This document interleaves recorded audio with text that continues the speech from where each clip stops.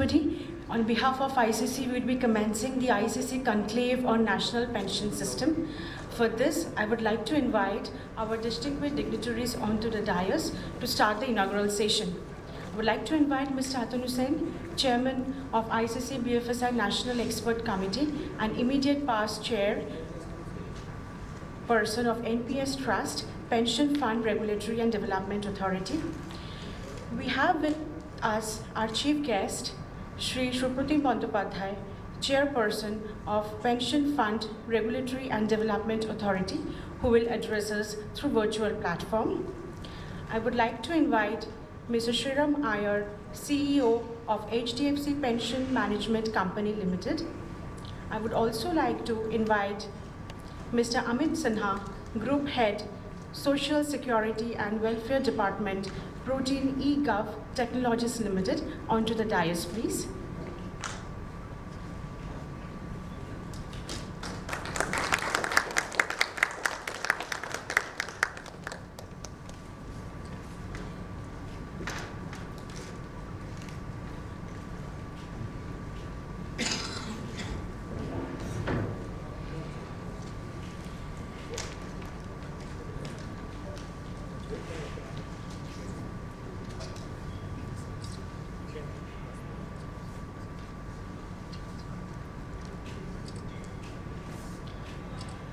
I would now request Mr. Atun Hussain to deliver the welcome address, please. Thank you.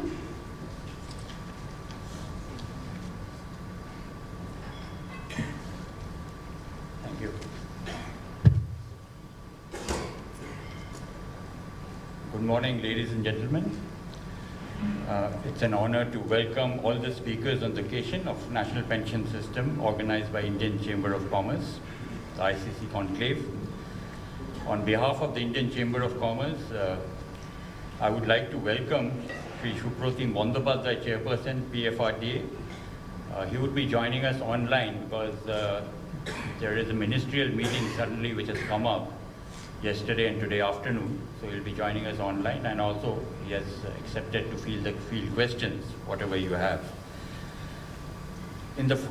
I would also like to welcome Mr. Shriram Iyer, CEO, HDFC Pension Management Company Limited, to the conclave, and Mr. Amit Sinha, Group Head, Social Security and Welfare, Protein eGov Technologies Limited.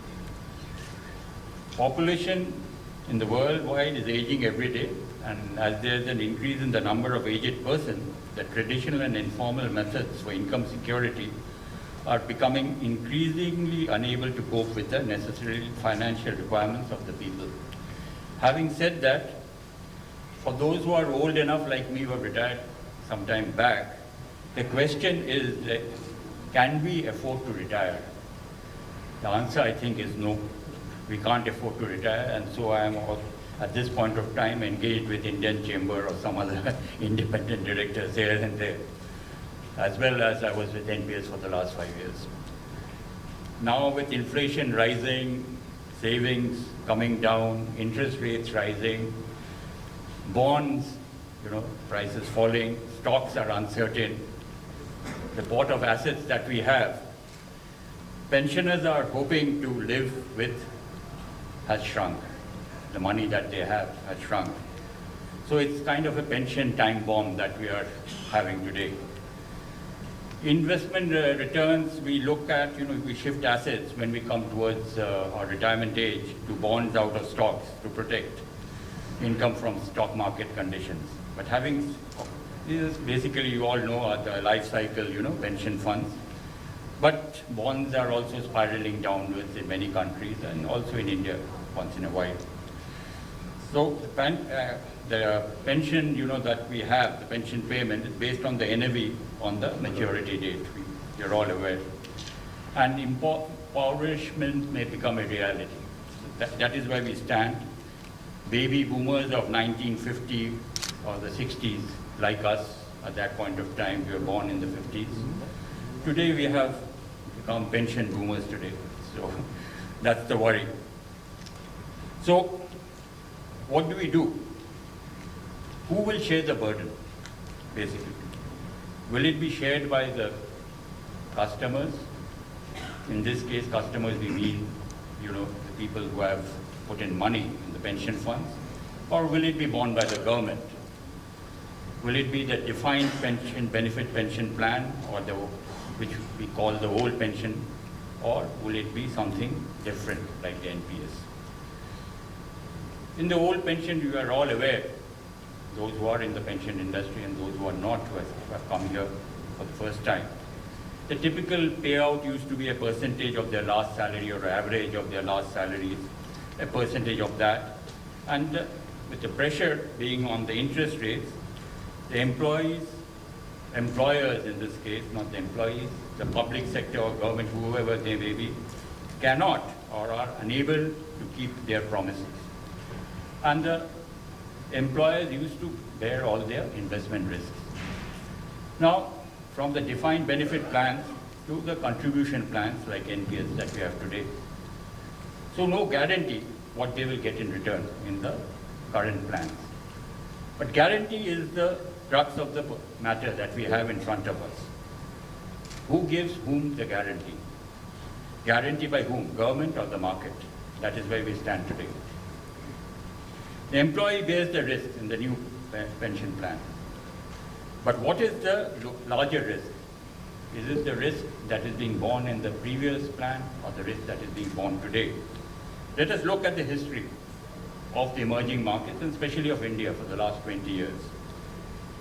The way to measure how easily a pension plan will meet its liability is to link it to the funded ratio, that is what we call, which compares the pot of investment it currently holds today against the future value of the promises it has made of paying.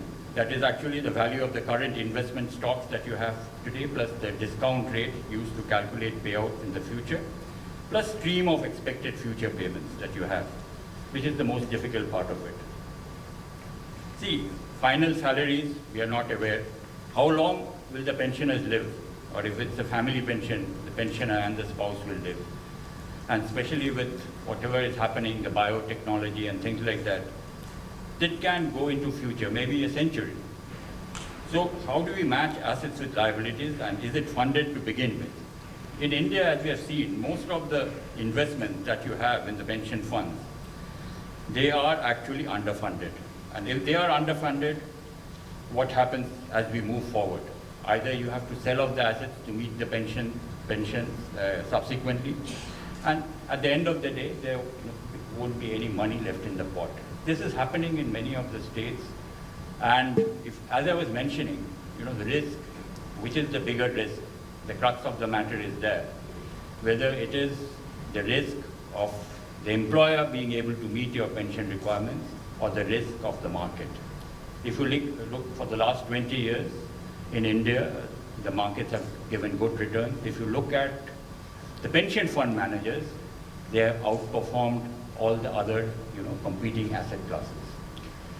So if there is no money left in the pot, and in 10 to 15 or 20 years' time, there is no money to give any pension to anybody by the employers in most of the cases. And if it is the government who has to bear it, then at the end of the day, the taxpayers will have to bear it, definitely. And then again, with that kind of underfunding, you look at again inflation, interest, and your, the pot that you have, that gets eroded. So the question is, as I was mentioning, which is the bigger risk? For me, it is the risk of the old pension fund, not the new pension fund. And now what has happened? Let me give a little bit of backdrop of NPS. As you are all aware, the Ministry of Social Justice and Empowerment constituted what you call the Oasis Committee at one point of time, that was about 20 years back, with an agenda of laying sound foundation of a modern, well-designed pension system as part of India's, the second generation economic reforms, as they were called at that point. And what happened was, the pension old age income security, which is one of the key parameters of judging the health of a developing economy like India, through PFRDA structured the reforms encompassing both the government employees and the people from the unorganized sector. And look at how it has grown. I will just, I won't go back 20 years, from the last 5 years, from March 17 to say September, October 22, September 22, that's the last figures that I have. The number of NPS subscribers have grown to 6 lakh crores. 6 lakh, not 6 crores, the number of subscribers. And the asset under management has grown to nearly 8 lakh crores. Just imagine, it has grown from 61,043,896 at 2017 to 6 lakh crores. And the APY has grown from 1,885 crores to what I mentioned today. Huge growth that has taken place, nearly 4 to 5 times. Number of corporates, it's not only the government, the central or the state government. As of today, the number of corporates who have taken NPS as their funding of pension has grown in the last 5 years from 3,000 up to 10,000 today. So most of the corporates are also coming on board. NPS caters to all sections, government, corporate, and the individual sections of a society, including for the economically disadvantaged. Subscribers can take informed decisions by judging the performance of different PFMs based on returns. And pension fund managers today also, earlier we used to have only 3, then it became 7, and today we have 11 pension fund managers to choose from. The new joinees, as we are all aware, are Axis Asset Management, Tata Pension Funds, Max Life Pension Fund, DSP is also looking into it. And PFRDA plays an important and pivotal role in the implementation of NPS. PFRDA is also looking at some kind of base assured returns. This is still not come into being, but they are also looking into it, so that people say that, okay, I may not get anything. Actually, in the old pension scheme, it's a reality, you may not get anything. Here, just to allay the fears of those who are joining, you will get, but actually what you are getting is much, much more than what you are getting maybe if you are investing in fixed deposits or even in mutual funds. 11 to 12% is the return for the last 20 years on an average. PFRDA is also working on looking at subscribers who do not want to take risk and can select Scheme G, wherein 100% contributions will be invested in government securities. Overall, a product for securing future as well as fulfilling financial goals. With that, I welcome you all, and I will leave it to the experts who are here to take it forward. Thank you.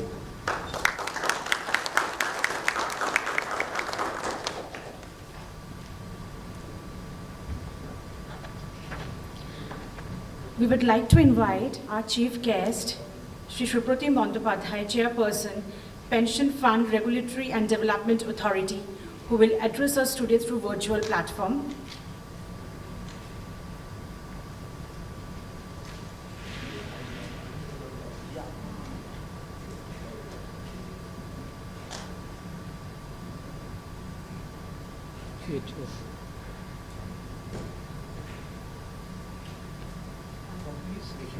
Yeah, Alice? Sir, is audible? Yeah, please reply. Yes, sir. You continue, sir. Yeah. Thank you, sir, for joining us today. On behalf of ICC, would request you to deliver the keynote address at the ICC Conclave on National Pension System. Thank you so much, sir. Yeah, thank you. Thank you for inviting me. Big thanks to ICC for having me here today. And obviously, special thanks to Mr. Sen for inviting me almost 2.5 months back. But I'm very sorry, and I sincerely apologize for not being able to be there today.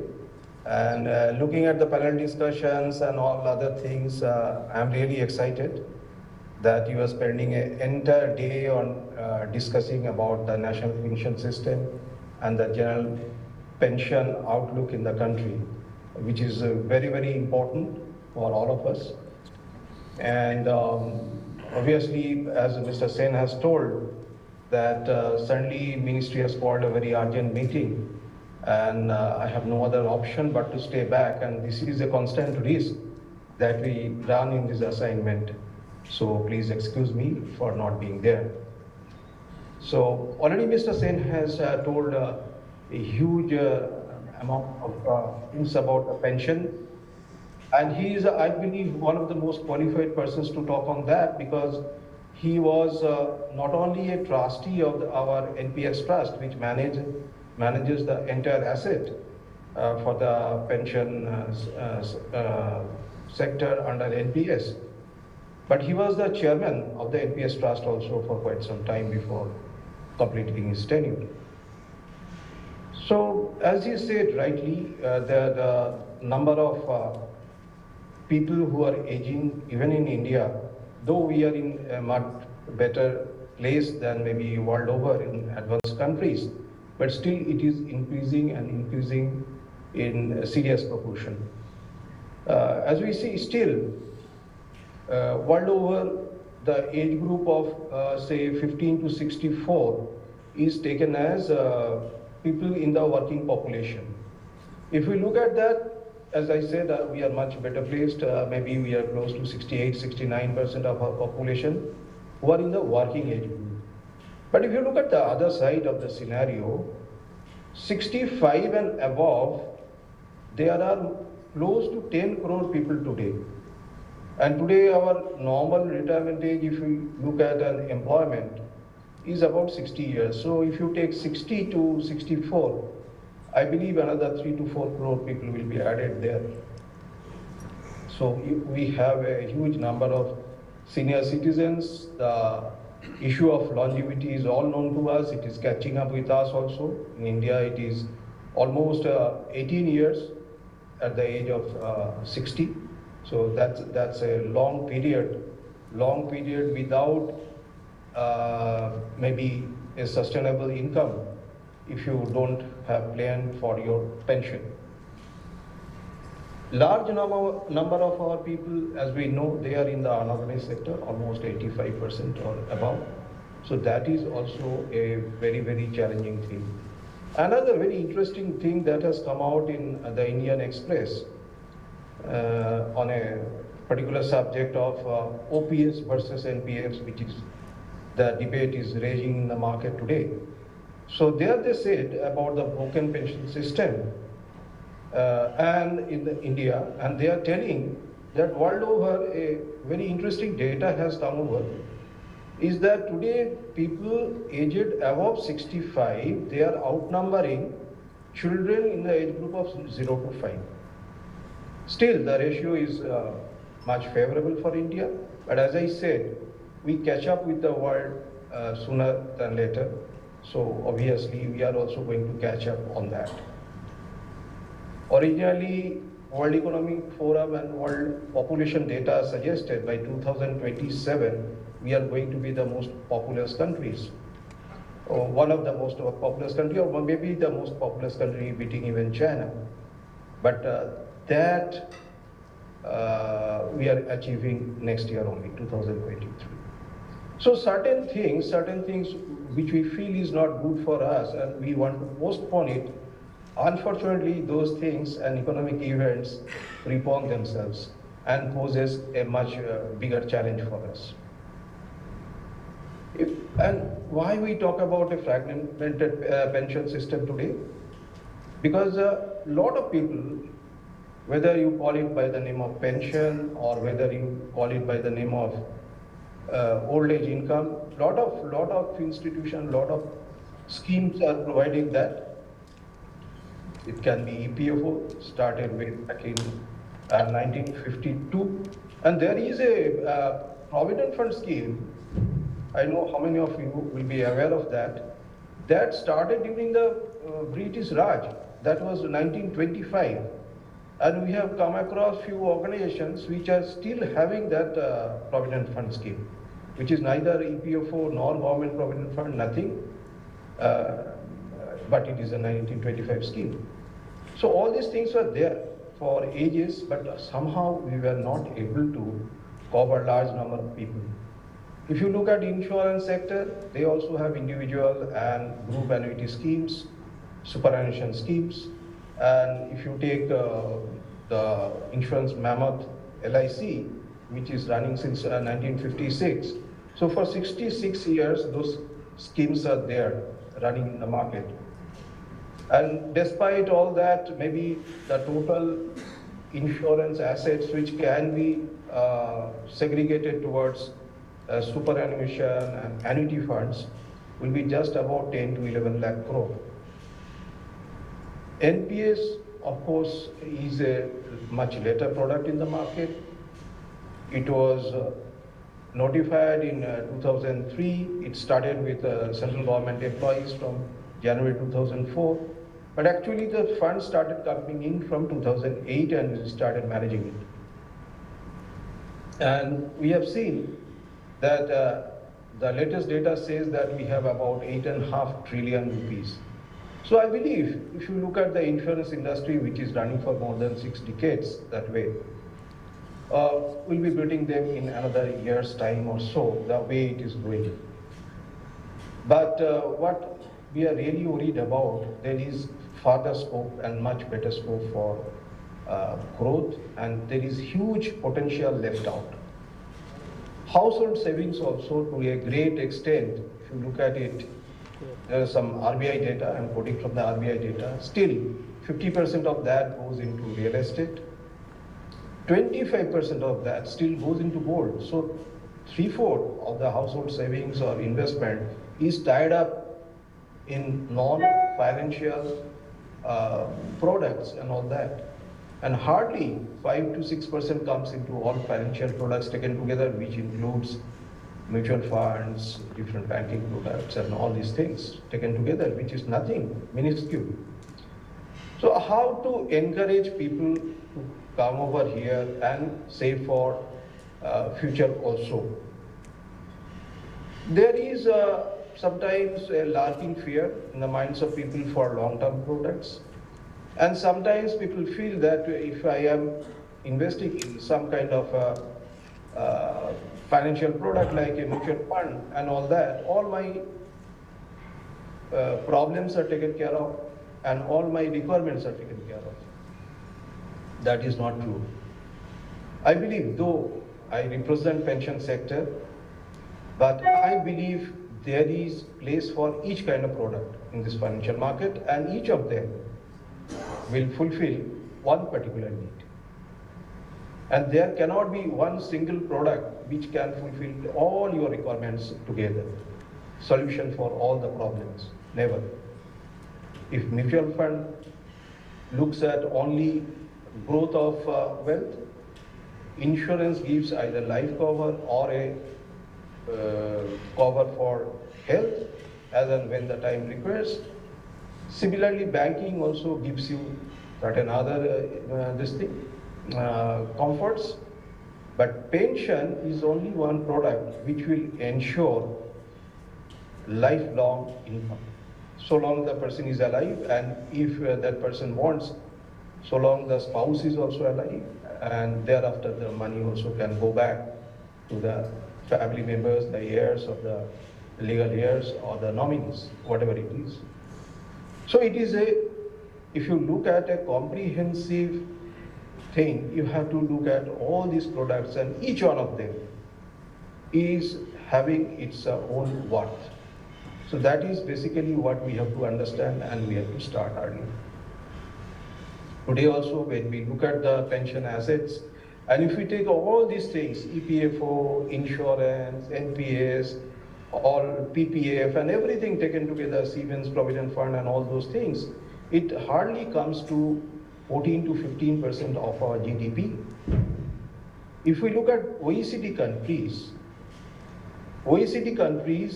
it is as high as 99.9% of the GDP, almost 100% of the GDP. On an average is the GDP to pension asset, that is the ratio. Some of the countries like Denmark, Iceland, it is twice their GDP.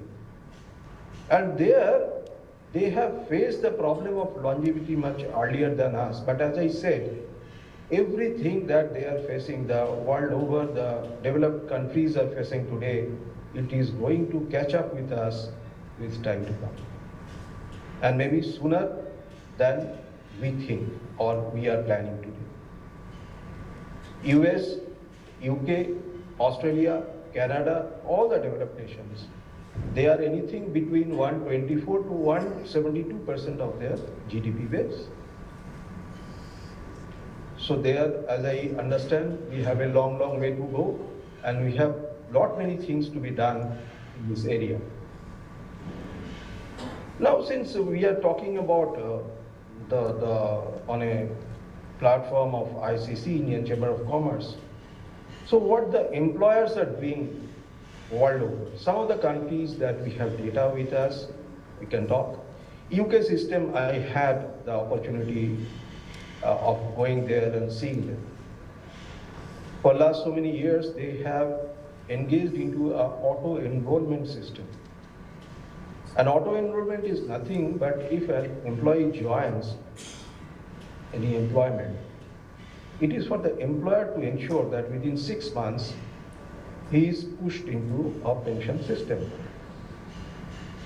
And there is a master trust, as they call it, like we have a NPS here, you can term it as a master trust. Whoever is coming, the money is flowing there together. They have a trust which is known as NEST, N-E-S-T, NEST. So NEST manages those funds, and they offer a plethora of asset combinations. They even have ESG-oriented funds and all those things. So if the employer wants a particular kind of a fund, so they can join there, and if the employer is not able to decide, there is a default fund. And to a great extent, a lot of people are pushed into the default fund. Now the system is very unique in the sense that within 3 years, if that individual decides, he or she can come out of the pension system by giving an option that I don't want pension. But again, within next 1 year, if they have come out, the employer will nudge them back into the pension system. So their expectation, very wonderful expectation, experience, and very wonderful one that they were sharing with me, is that 90% people who are nudged into the system for the first time, they never come back. Because normally people feel that whatever the employer is doing for me, maybe that is the best. Even the 10% people who come back, if they are nudged back, hardly any of them will be coming back out of the pension system. Of course, those countries are far, far developed in the sense that they already have a basic layer of security in the sense of social security system that all these developed countries are having. So this is known as a workplace pension, WPP. And this workplace pension is nothing but a second layer of security that they are providing. Think of our country, even the first layer, even in many private organizations, are not available at all. In US, many of us have heard about the 401k plan, that is also employer driven. Australia also, beyond a threshold, they ensure that everybody is put into a pension system. The employer also contributes. Canada also, automatic system for old age security, they are also pension, the employer has a role to play. So employers are playing a role in many places. I do not know whether it will be possible for us to have this kind of auto-enrollment system. But whenever I talk in this forum, I try to request the industry leaders, please look into this issue. And this is going to be a major issue in our country also in days to come. And those days are approaching much, much faster than we assume today, sitting here. So if you are not thinking about the well-being of the employees, then who will think? Interesting data point has come out from, I was looking at an assessment made by a very big actuarial firm, Willis Towers Watson. Many of you must have heard of them. They give this different employee benefit schemes and try to negotiate with the employers and give them consultancy on how they can manage which kind of employee benefit scheme they should do. And they are doing a lot of work on NPS also, incidentally. When a person joins, what are the priorities like? On what basis they are selecting an employee? Employee is selecting an employee, and many times the employee also, out of many offers, selecting a particular employer. There, if you look at retirement benefits and old age income, that is nowhere in the top 10 priorities of that person. After 5 years, it is either the 7th or the 8th priority. And maybe after 10 to 12 years when they have spent, that is the 3rd priority. So that means people also understand, but understands with a lag. And these 10, 12 years which are spent, and if we are not done anything there, so that is means we are losing a very, very vital time. Today I believe a CEO of Max Life also is participating in one of the panel discussions. Max Life CEO had come, life insurance CEO had come and given me a particular book on an assessment and a survey they have done on the Indian pension market. And very interesting data has come out. I want to share a few of them with you. 50% of the people today, they believe that the savings that they have made, and they are very close to retirement, will be exhausted within 10 years of retirement. 50%. Against that, there is another point is coming. See the contradictions. In that situation, 1 in 4 have not even thought of retirement. So 25% of our people, I believe Mr. Sen was also referring to that, they think that I'll never retire. I'll continue to work. Is it possible? What our track record says. 86% of Indians above 50 regrets that they have not planned for their retirement early. When they have just about maybe 8 to 10 years to finally call it a day, then they start regretting that I should have invested more or saved more. 37% have not started even any saving for retirement. 25% have not thought of retirement, and 37% have not even started. Maybe some of them have thought, but they can always think, and they always think that, they can always postpone. And the last one is excellent. Almost 80% they are quite hopeful that they will lead a healthy and fit, event-free life post-retirement. Against that, you see the insurance data. Insurance data says, one part I have already discussed, is that people are living longer, 18 years. Maybe for female population, it is even 2 years more. But this is called a mortality experience in actuarial term, that our mortality experience is becoming better and better. People are living now. Along with mortality, another concept comes in, which is called morbidity. Because people are living, but what is the quality of life that they live? Whether it is disease-free or they are not suffering any kind of medical problems. That has not improved much.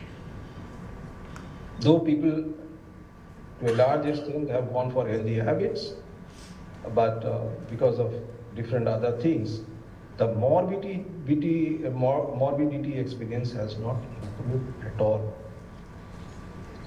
So that means that 80% people feeling that they will have a fit and healthy life may be a myth.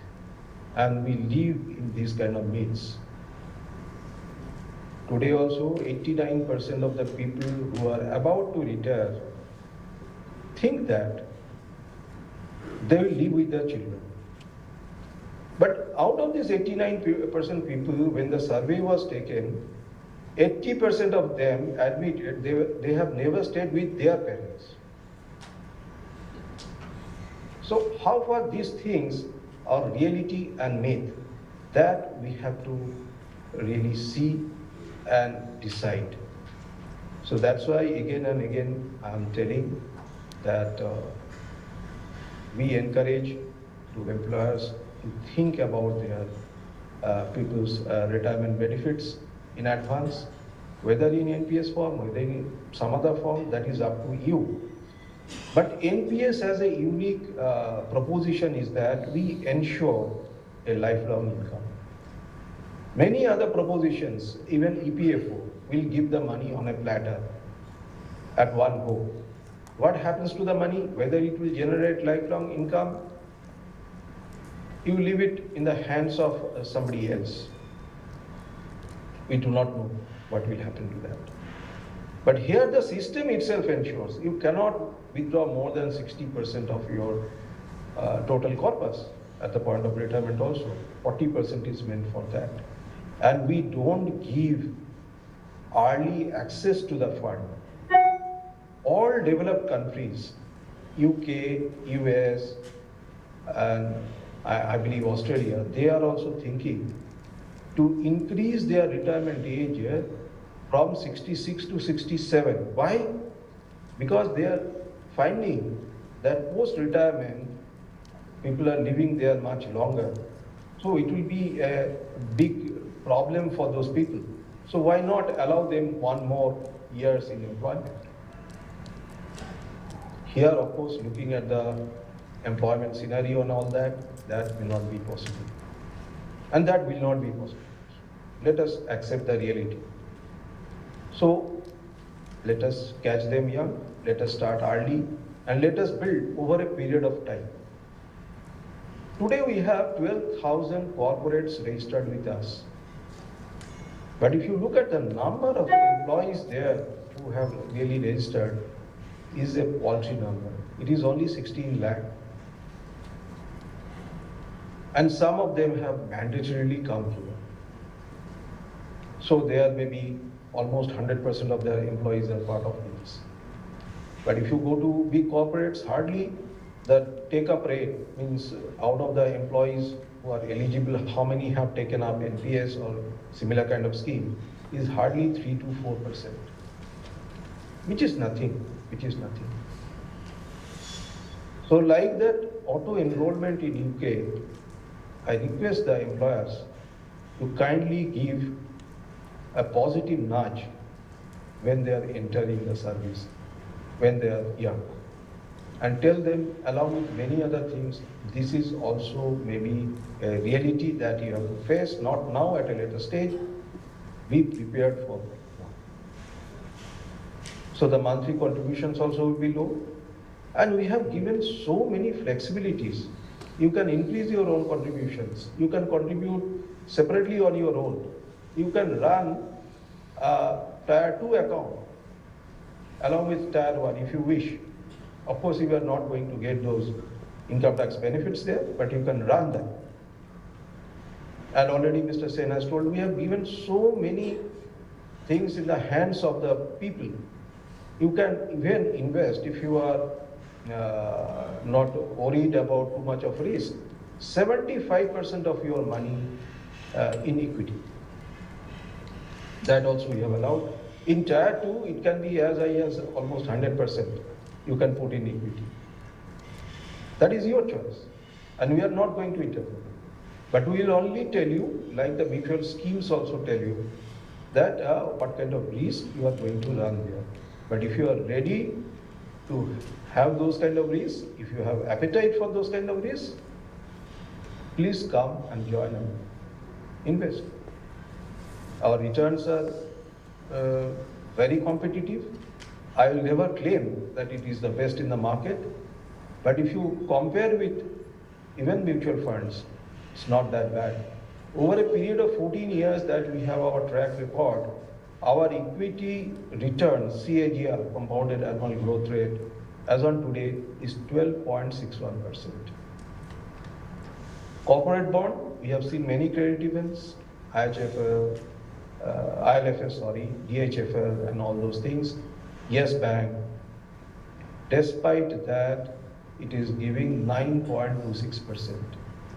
And the safest of the lot, because it has a sovereign guarantee, the government security is giving close to 8.7% over a period of 14 years.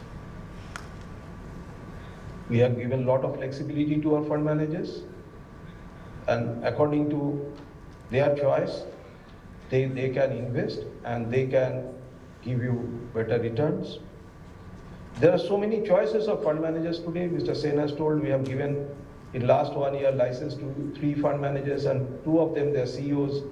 I'm very happy to see them that they are also present as a panel member, Max Life and Tata. So they are present here today. And Axis also has started their operation, and I believe they have already crossed 100 crore of this thing in just about a month or 2 months' time. We are ready to give license to many other pension fund managers if they are meeting our basic eligibility conditions. Just like RBI giving on-tap license to banks, we are also opening our on-tap window every year for a month, and whoever comes and meets our condition, we are ready to give them license to operate a pension fund. Not only operating a pension fund, we are now allowing our pension fund managers to be a distributor in its own right. We call it POP, point of presence, which is nothing but distribution. And that way, some insurance companies, they are looking at a unique model like Max. Max pension fund is promoted by Max Life Insurance. They are looking into the POP business. They will bring in the customer. So entry is with them. Fund management is also with them, with the pension fund managers. And the exit point also is managed by Max Life Insurance companies, because the annuity providers are all insurance companies. So they are attached with the entire life cycle of the NPS subscribers. So that is also a unique model that they are looking into. So we have given a lot of flexibility, as I said. And with rationalization of revenue for the different intermediaries, whether it is point of presence, CRA, pension fund managers. You know, as a normal voluntary subscriber to pension fund, what do you pay? We are publishing a report on that, a working paper on that. On a yearly basis, you are paying just about 6 paise.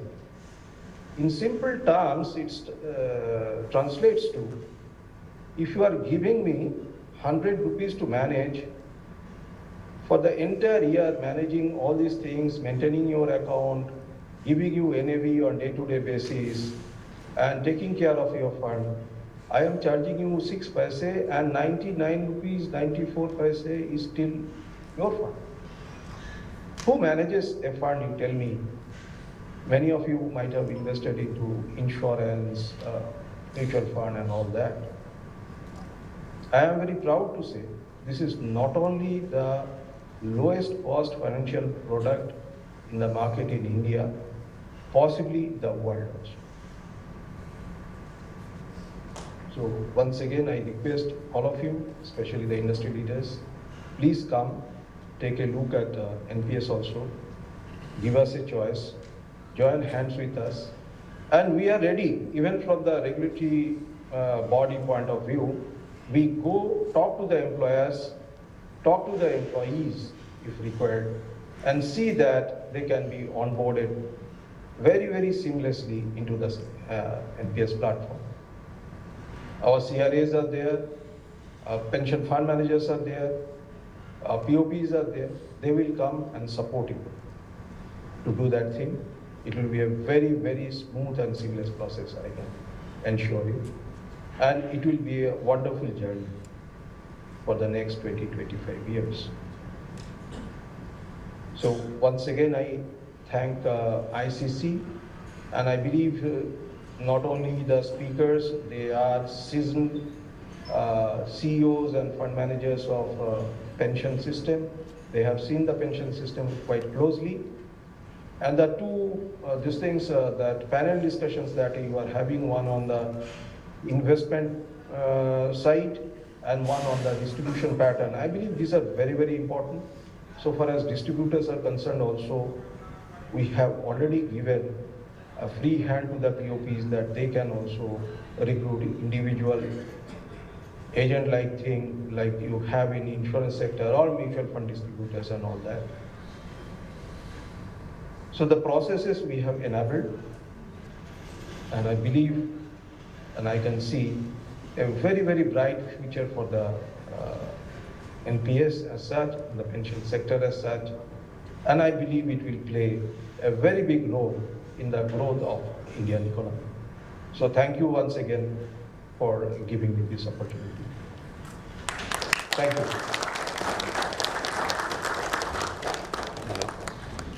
Thank you so much, sir, for delivering the keynote address as chief guest. I would like to invite our next distinguished dignitary, Mr. Shriram Iyer, CEO, HDFC Pension Management Company Limited, to deliver his special address on the topic, a fund manager's perspective on AUM growth over next 5 years and engagement with corporate for enhancing penetration. Thank you. Over to you, sir.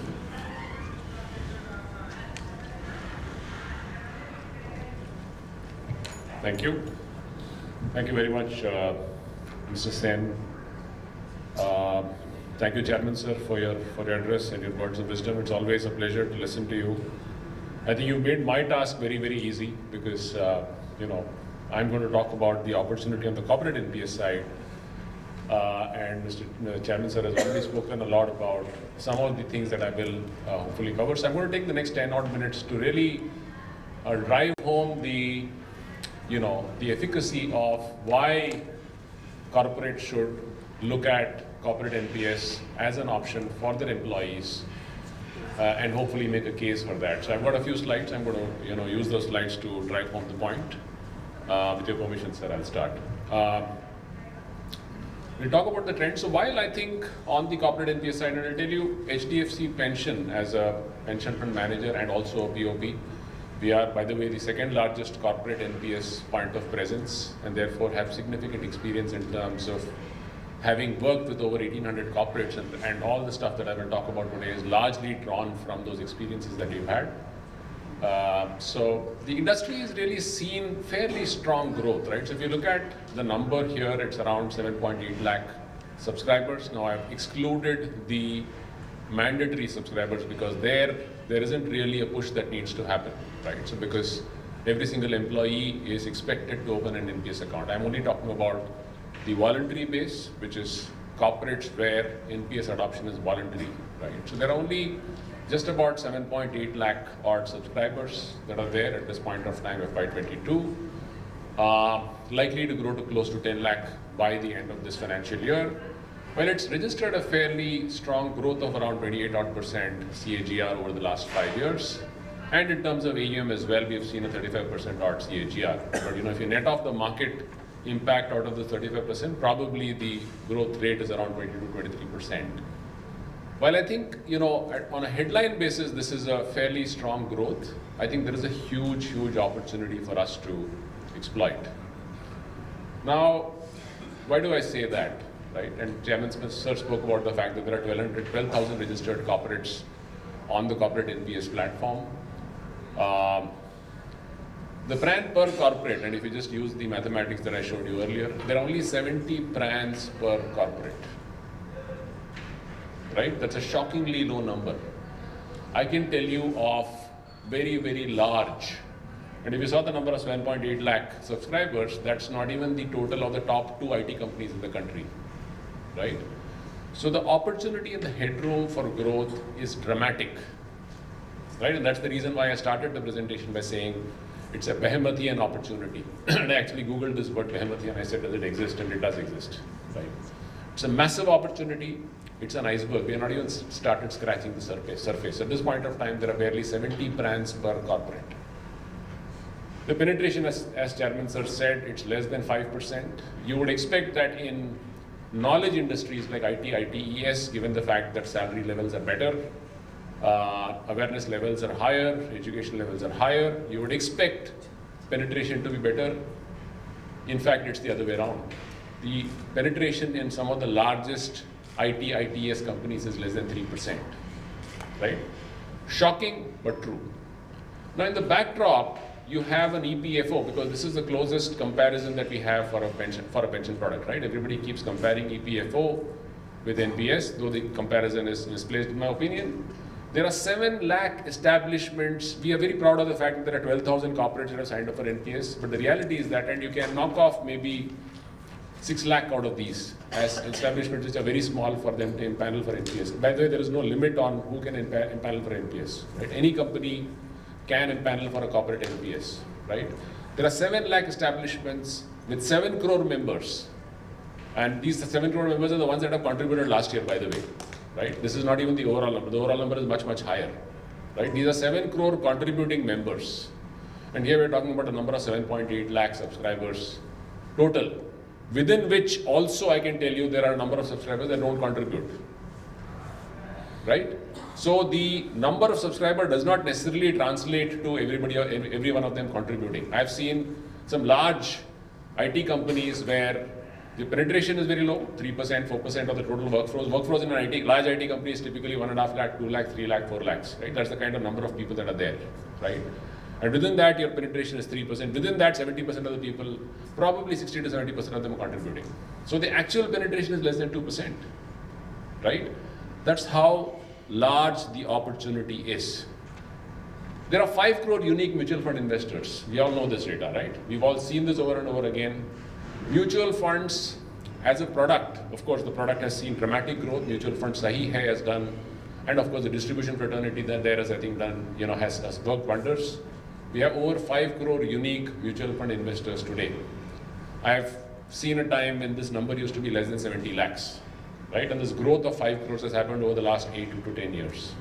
And that's because of the fact that, of course, people have started moving more towards financialization of savings, but also because of the fact that there is a tremendous amount of awareness that got created by the distribution fraternity and by the industry as well.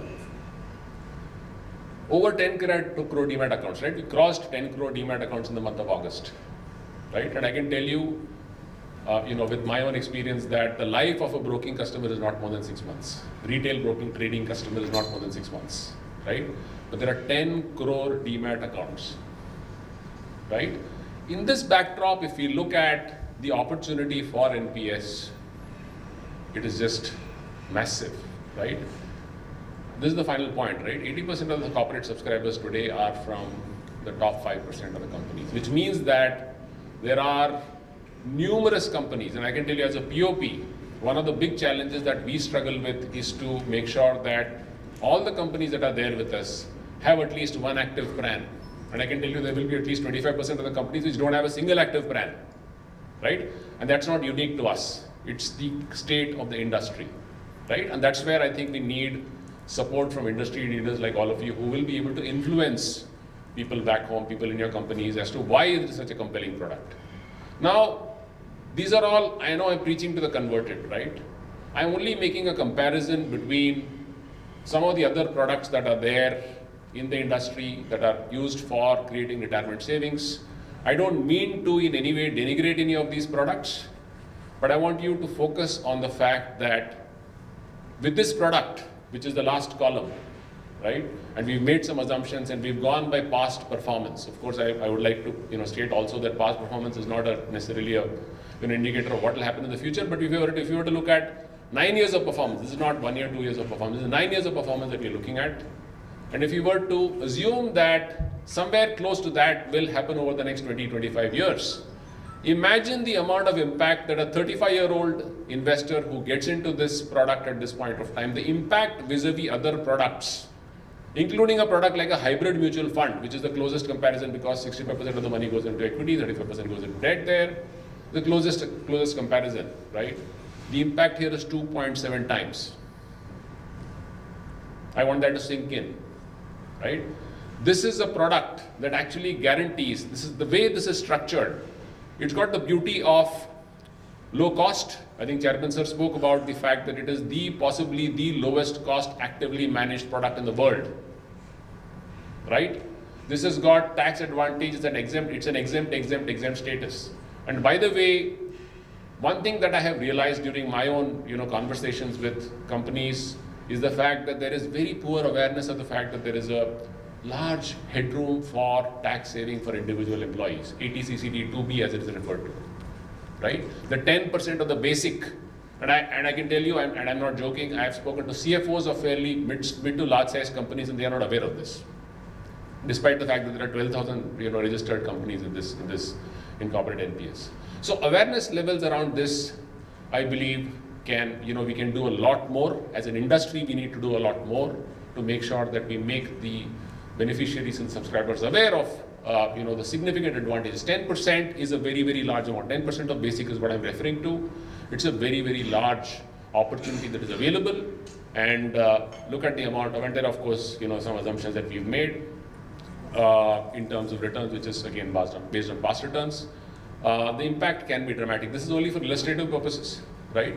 But I don't think it will be very, very dramatically different over the next 20-25 years. Now, this is the other thing that everybody is aware of, but I can tell you the awareness on this again, with respect to the fact that you can claim up 80CCD 1 and an 80CCD 2, which means that over and above your 10% of basic, you actually can also take advantage of the fact that you can put another 50,000 rupees, right? Which is which is over and above the 1.5 lakh. It might appear that what I'm saying is known to people, but believe you me, less than 10% of the people in industry, in this segment are aware of all of these benefits, right? So you can actually create significant amount of, tax savings, not just tax savings. And I think this product is always talked about as a tax saving product. It isn't. Actually, it is one of the most powerful retirement corpus creation tools that exists in the country, right? And I think we need to take it very, very seriously. Now, some of the things that we keep hearing about, and I've just tried to sort of summarize just 5 or 6 of these. This is looked at as a 50,000 rupee product. I was speaking to a colleague, an old colleague of mine yesterday. He runs a very large tech platform, right? And when I told him about the 80CCD 2B benefit, he said, "Boss, how did I not know about this?" And this gentleman has been in the financial services industry for the last 22 years. That is the state of affairs within the financial services industry. Forget about people in the other industries, right? So I think there is a huge opportunity, but that opportunity can be realized only if we pull the weight of educating people on the opportunity that is available, right? There are distribution challenges. There are only close to 80 points of presence. We are one of them, and there are some of you as well who are a part of the point of presence business. Against over 1.2, 1.5 lakh mutual fund distributors, right? It's no surprise, and of course the insurance industry would have equally large or probably larger number of agents, right? So the number of people distributing this product also has to go up. So it is a distribution challenge as well, right? Too many options. Now I know that this is not a very popular statement to make, but I think that the lower the number of options, the lower the number of moving parts, the higher will be the adoption, right? So I think we need to, as an industry, make sure that we are able to communicate the default option. Pick up a default option and communicate it to the investor, because the moment you give him 5 options, there is going to be confusion and deer in the headline syndrome, right? Decision is not taken, right? There is also the 7.5 lakh, tax cap, exemption, there is a cap of 7.5 lakhs. This is spoken about a lot, but in my opinion, it's a much smaller problem than it is made out to be. Of course, we would love for this not to be there, but the reality is that it is there. But for most people who are in the 10 lakh, 15 lakh, 20 lakh, 25 lakh, which is the largest segment of our employee population, right? Basic salaries of 10, 15, 20, this actually cap doesn't matter, right? This is a fairly large cap for them. So there is absolutely no reason why we should not do it, but these are all perceptions about this business. In fact, I was in a panel a couple of days back, in an HR professionals were there, and I was talking to somebody there, and they said, do you know, NPS, opening an NPS account is like, walking into a black hole. I don't know. Once I open the account, then there is no communication, right? Of course, I know there is communication which comes, there is an SMS that comes and so on and so forth, but I think we need to do as an industry a lot more. in terms of, every month you get a mutual fund statement, right? I mean, anybody who's got a mutual fund investment or a stock investment, NSDL, CDSL, all of them send out these, monthly reports, right? Somewhere, I think we need to learn from the other industries and make this really top of the line item as far as the investor is concerned as well, because this is the retirement savings, right? This is a very, very large, part of his, life. Now, these are some of the ideas that I thought potentially could be, used for us to supercharge growth, specifically on the corporate NPS side. One, of course, is distribution, and I spoke about distribution more from a retail perspective, comparing it with the other industries, be it mutual funds, insurance companies, insurtechs, right? Of course, one of the things that keeps getting spoken about is the commercials. We are aware of the fact that the commercials here are limited. But if you look at the product and if you look at the overall structure of the product, this can actually potentially become a huge pull product, and it does happen in December, Jan, Feb, March, right? In December, Jan, Feb, March, suddenly this product becomes a pull product. We were looking at some data last year, and actually there is a 70% growth in these last 4 months compared to what happened in the first, 8 months of the, 5 months, 7 months of the year, right? Last 4 months was in the first 8 months, right? So there's 70% growth in the number of subscribers. So it is indeed a pull product, right? But it becomes a pull product only in the month of Jan, Feb, March, when everybody's scrambling around looking for options for, tax savings, right? I think the banking players can play a mammoth role, right? And we work very closely with our, sister company, soon to be parent company. I have my friend here, who's representing HDFC Bank. There's a huge opportunity there. And Chairman Sir spoke about Axis PFM, and Axis PFM, of course, works very closely with Axis Bank. And so will all the other banking players like ICICI and so on and so forth. The opportunity there is large. Every single month, between the top 3 banking players, I'm sure they would be onboarding close to 1.5 to 2 lakh salary accounts. I'm not even talking about retail accounts.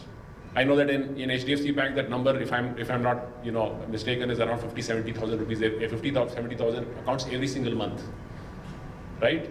Imagine if you are able to communicate with them beautifully, communicate with them well. One of the things that I really struggle with in the industry is that we use too much of jargon, and that's a ailment of all financial services professionals, right? We complicate things, so much that the guy, the person switches off, right? And that's the case with NPS as well. I think we've got a huge responsibility on our shoulders as the industry to make sure that we make this whole product a lot more easier to understand. We need to use multimodal communication, not just emails and one-pagers and flyers and so on and so forth. I think, NSDL has done Protean has done a, humongous job in terms of creating education. They've created NPS Ki Pathshala, I'm sure all of you are aware. So we need to do a lot more, to make sure that this simple product, interactive calculators, for example, right? I mean, we've got some, again, prosperity calculator, something that NSDL has. There is a lot more that we can do, and we can actually learn from the wealth management industry as far as all of these things are concerned, right? Catch them young. This is something that Chairman Sir spoke about. And we ran this project in our sponsor company, HDFC Life, where we said, for any employee beyond a certain level, you have to say no, right? We will automatically start deducting NPS contribution for you, right? And I can tell you, we all know the example of Scandinavian countries where, for organ donation, when there was an opt-in option, there was only 9% acceptance. When there was an opt-out option, 91% of the people who were, who opted in, they didn't opt out, right? I mean, they just said, okay, let's go ahead with this. So we need to find innovative solutions that will help us enhance adoption, make this product like Deepika Padukone made mental well-being glamorous. We need to find ways to make retirement savings and NPS glamorous, right? I may be a little flippant here, but I think we need that moment here as far as this product is concerned, right? Value proposition, I think we all know what value this product delivers, right? But I think we need to find innovative ways of combining it with, and I know there have been some experiments that have been done, some pilots that have been done with a term plan, combination of a term plan with an NPS. Of course, the two regulators need to, of course, talk and, make sure that this is possible by a life insurance company. Today it isn't, but there's a huge opportunity waiting there in terms of large number of clients that are there with my own sponsor company, right? Which I can't, today access because of, turf issues, right? Commercials, I think there is a case for us to do better there. But I think that's a, despite all that, I think there's still a huge opportunity for us to. The final thing that I want to leave with you is the EPF, right? And again, this is something that, is not very well known even amongst employees. Any contribution beyond 2.5 lakhs, the interest from that gets taxed. Any amount that goes beyond 2.5 lakhs gets treated as income in your hands, right? Why would you therefore contribute more than 2.5 lakhs in a product which is going to give you 7.9% or 7.2% and the trend is downwards, right? Fixed income returns will keep coming down. That's how an economy grows, right? And there is a 7.5 lakh, headroom that is available to you. Maybe this may not be maybe a slightly controversial statement, but I think there is a very strong case for people to re-examine the way compensations are structured, right? It makes no sense to put in money beyond. Of course, you choose to be a conservative investor. That's fine, right? But I think if you have 20-25 years, the chances of making 9-10% is very high in a product such as this is market linked.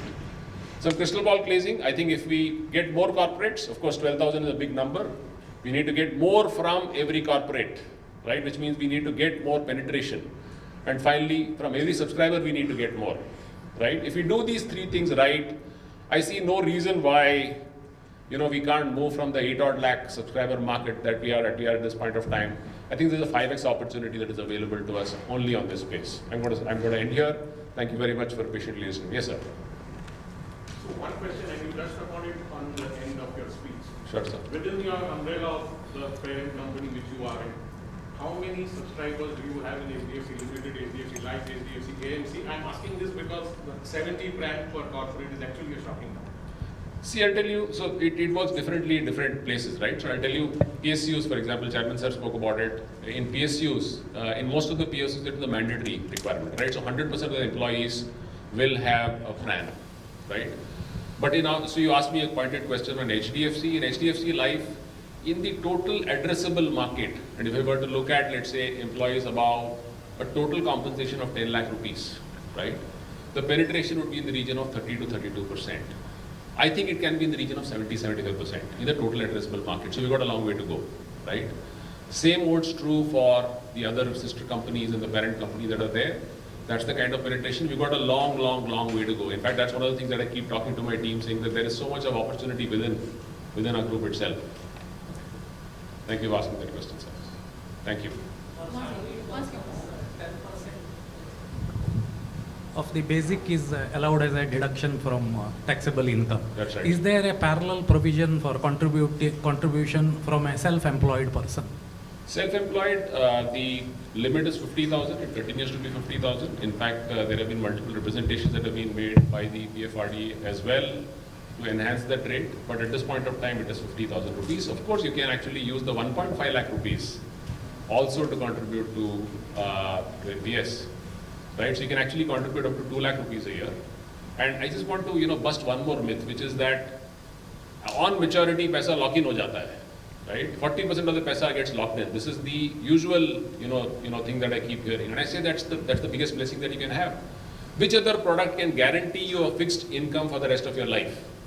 In a scenario when the interest rates in the markets are headed down, right? And my friends from the industry will recall that, way back in 2009-10, annuity rates were around 10-10.5%. Today they are around 6.7, 6.8%. I'm pretty sure in 10 years from now it will be in the region of 3.5%. If you lock in to, let's say, 6.7% today, you're going to enjoy that for the rest of your life, which could potentially be another 20 or 30 years, right? Modality is improving. May I ask a question?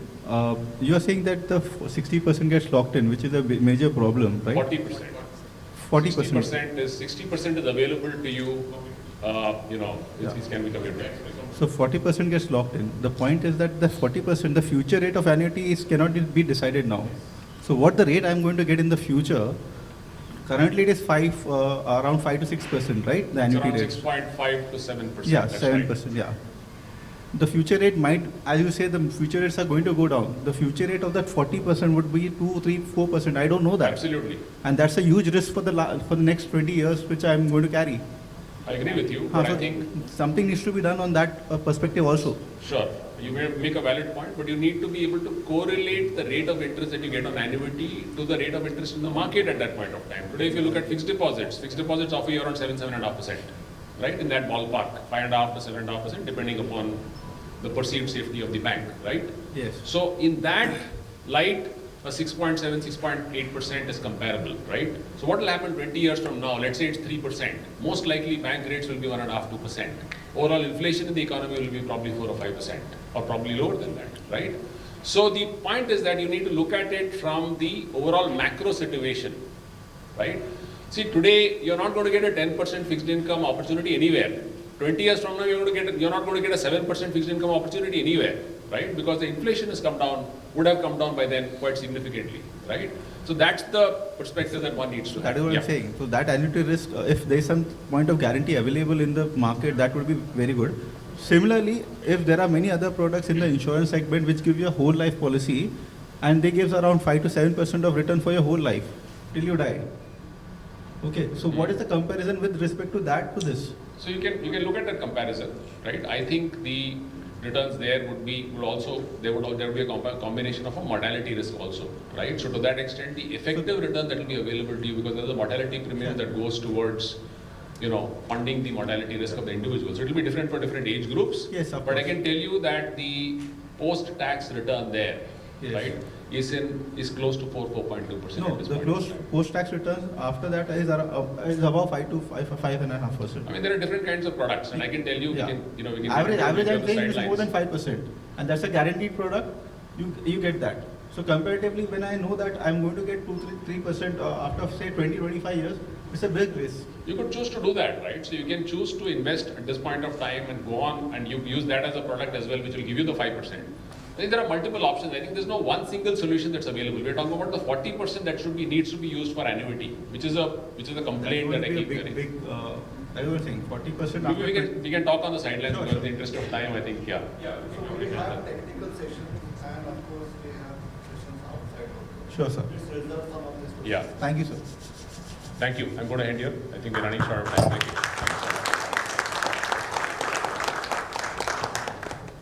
Thank you, sir.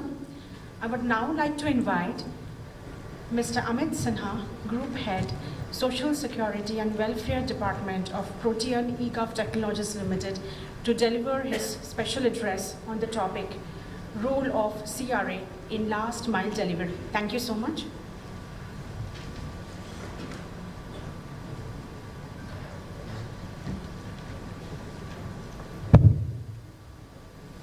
So, it's almost afternoon, so I'll say good afternoon everybody, and thank you Sen sir, my industry colleague Sriram, Bandyopadhyay sir, who addressed the gathering here. So incidentally, when I was reflecting, I found all these three gentlemen are from the insurance industry. They are subject expert, they know investment, they know distribution. So I don't think I can add anything on that space. And of course, we have two very interesting sessions coming out where the CEOs of the insurance and the pension space are going to join me to talk more about investment strategy, how it is different, what are the challenges they face, and of course on the distribution side, some of the things which Sriram pointed out. Sriram was very lovely in focusing purely on the opportunities which are there on the corporate NPS space. But here I'll just reflect on 2-3 thoughts and leave it with you, and which I would correlate what Sriram called out.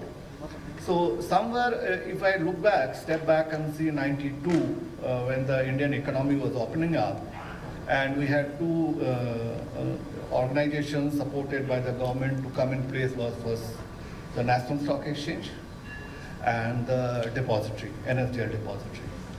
So most of the people in this room were not in the the financial market at that point of time. So I'll just stay with this thought. So as a country at that point of time, we did this thing differently in terms of putting a national stock exchange. I mean, you can't imagine the kind of technology was there in place, but ensuring somebody as far as in a Coimbatore and in a Siliguri, online trading in 94 was unimaginable. Similar with deposit, the depository came in and having electronic certificates in a credit, in a bank account or a broking account was pioneering change which was brought there.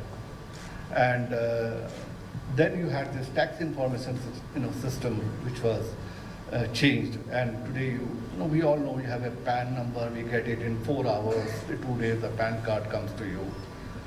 You have your 26A statement where you can reflect all your tax credit. So these are all, I would say, population scale assets created for national growth.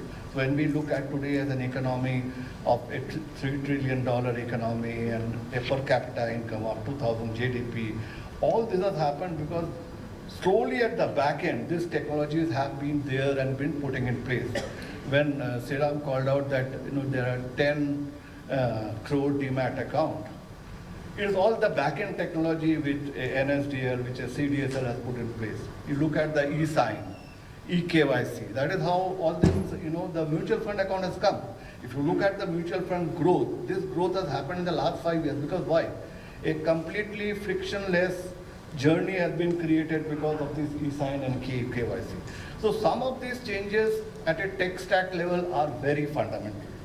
And I'm proud and humbled to be part of all this reform process, starting from setting up the depository as part of the core team, the tax information network which NSDL had put in place, and of course, as far as NPS is concerned, I have been part of it since the day one, and almost the entire NPS structure you see here have been designed and conceptualized to a great extent by me and my team. So only thought I leave at this point of time before we have a short tea break is that be assured that the technology background and the technology stacks are very important to support a growing system. The other thought, and this is I assure you that we are taking care of that, we've been making incremental changes. The whole CRA platform was built in 2008. So obviously we need to change and revamp that. So we are on work, there's a work in progress. And my colleagues who are associated from the industry know that there are a lot of technology pieces we are doing. The COVID has been a masterclass for all of us. So entire journey of digitization and automation, which could have taken another 5 years, have been, in 24 months, all these were very much in place. And thanks to PFRD and Supratim sir's advice and insistence and persistence that you have to do it in so much of time, we could achieve a lot of things. So today, distribution partners, POPs, know that the moment they take a client on board, which is again a paperless journey, they need not bother about how the nomination is getting changed, how the bank details are updated. These are all done automatically. The second point I'm just taking from Sriram, what he said is that, yes, the corporate is important for joining. But when I look at it, and I have a child who is 26 years old and she is working, how do you look, and I run a corporate piece as part of the leadership team, we know the lifespan of an employee is also less. So today the corporate salary structures have been geared and talked about in a way what you give in hand right now. So one, NPS has a strong propositioning, but for somebody who, as Sriram called out, who's in a threshold level of a salary which is beyond 10 lakh, or who has stayed with you for 4 to 5 years within the system. Now considering this, we also have to know gig economy is there. People are having multiple jobs, they are changing jobs. So we also need, as a team and a group, and these are the questions which I'm going to put to my colleagues in the distribution session also, that how do we engage with this population who have a fleeting attention to a particular job and sticking to a job. They want 2 jobs, 3 jobs, take a sabbatical, but they need to save for their future. So if we are trying to say that we are going to address this community of people who are Gen Zs and the millennials, our whole distribution strategy may have to be looked at from a little different parameter. And I would love to draw your attention, as the last point for this session is that in Atal Pension Yojana, which most of you are not part of the system because it is addressed by the banking system at large, we started in 2014 when this government came in, and in 6 months' time, we could have 100 banks on board and more than 1 lakh branches plugging into the system. And today, when we started from 14 to 22, today we have more than 45 million accounts in the APY system. Now, the same banking system has done it. The same set of people. What we did, it was a auto sweep from your banking account, simple, which Chairman sir called out auto enrollment. It is not in a sense of auto enrollment, but there is no form. There's just you go there, it clicks your bank account and SIP starts. So there is a product in place. The product has done. Last 2 years we have been adding almost 10 million account every year. This year maybe we will do 1.25 million account. I mean 10.25 million account. So my point is that the system is there, the architecture there in place. The players are already doing. I'm surprised for a bank, and as Sanam again clearly called out, that standalone CASA cannot drive a bank. So you have to tag it with a demat account, with a broking account, with an insurance account, and with an NPS account. Then we can look at a CASA of anything to 3 to 5 lakhs, rupees, which gives the bank the money. So when we talk on all this perspective, the things are there, then what is left? So what, again, and the effort, the channel. So we need to look at the corporate, we need to look at the retail equally well. We look at the people who are aspiring middle class, coming up, kind of a thing. In a smaller town, having an Amazon apps is a big thing. For us, it doesn't matter. Ordering a thing on Amazon is a big thing. So that aspiring class has to be looked at in a different manner. And that is a space where Siram also called out that we are looking at credible content to be created for dissemination. So we have taken a lot of steps on that direction. There's a lot of work still happening. And on different forums, whether it is Instagrams, all kind of social media, we are creating huge content. NPS calculators we have come out under the advice of PFRDA, are reaching out to all my industry colleagues to make it more popular.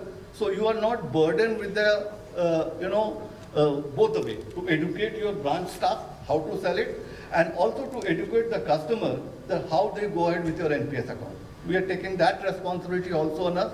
You use your brand to push the product and sell it. We are there in the background to support all of you. I always use that proverb in my internal meeting that you be the chef. We are happy cutting the vegetables at the back end. But it is a collaborative effort. The chef is the space, you are on the front. We are at the back end supporting. Don't bother about the back end job. We take care of it. So thank you so much. Let's break for a tea. Come back. We have two interesting sessions, one after another.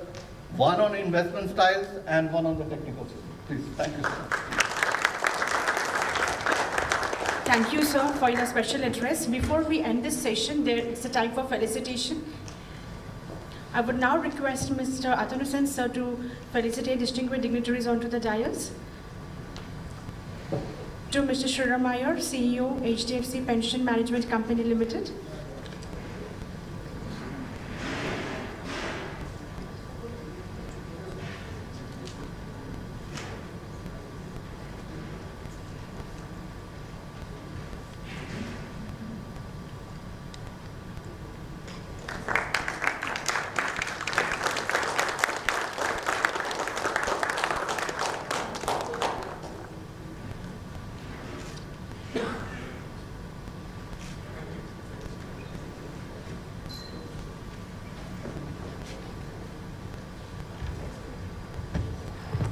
To Mr. Amit Sinha, Group Head, Social Security and Welfare Department, Proti and eGov Technologies Limited.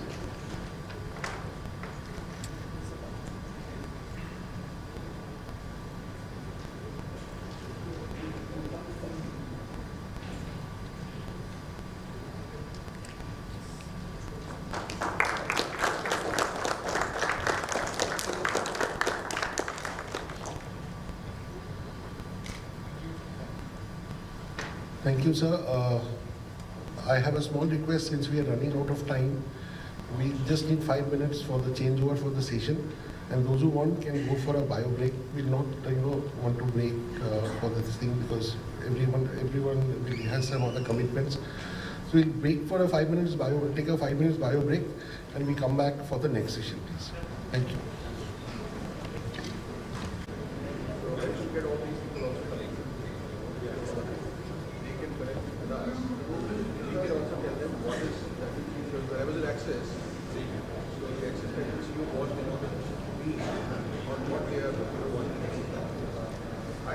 Would request everybody outside to be inside.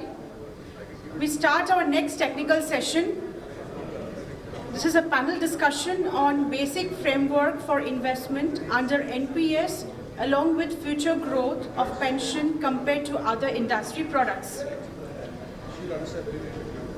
For this, I would like to invite our distinguished dignitaries onto the dais, please. Mr. Amit Sinha, Group Head, Social Security and Welfare Department, Protean eGov Technologies Limited, onto the dais.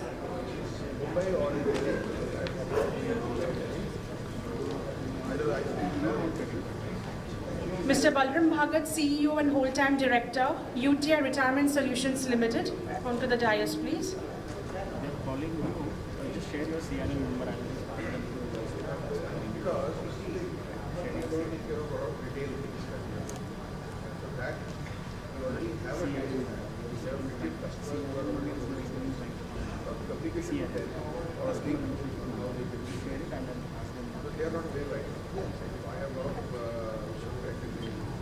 Mr. Raghupal Singh, MD and CEO, LIC Pension Funds Limited, onto the dais, please.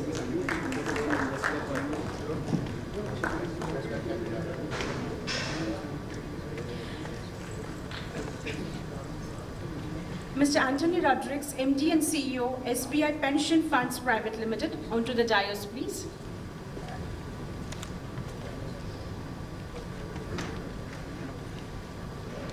I would now request Mr. Amit Sinha sir to take up this session.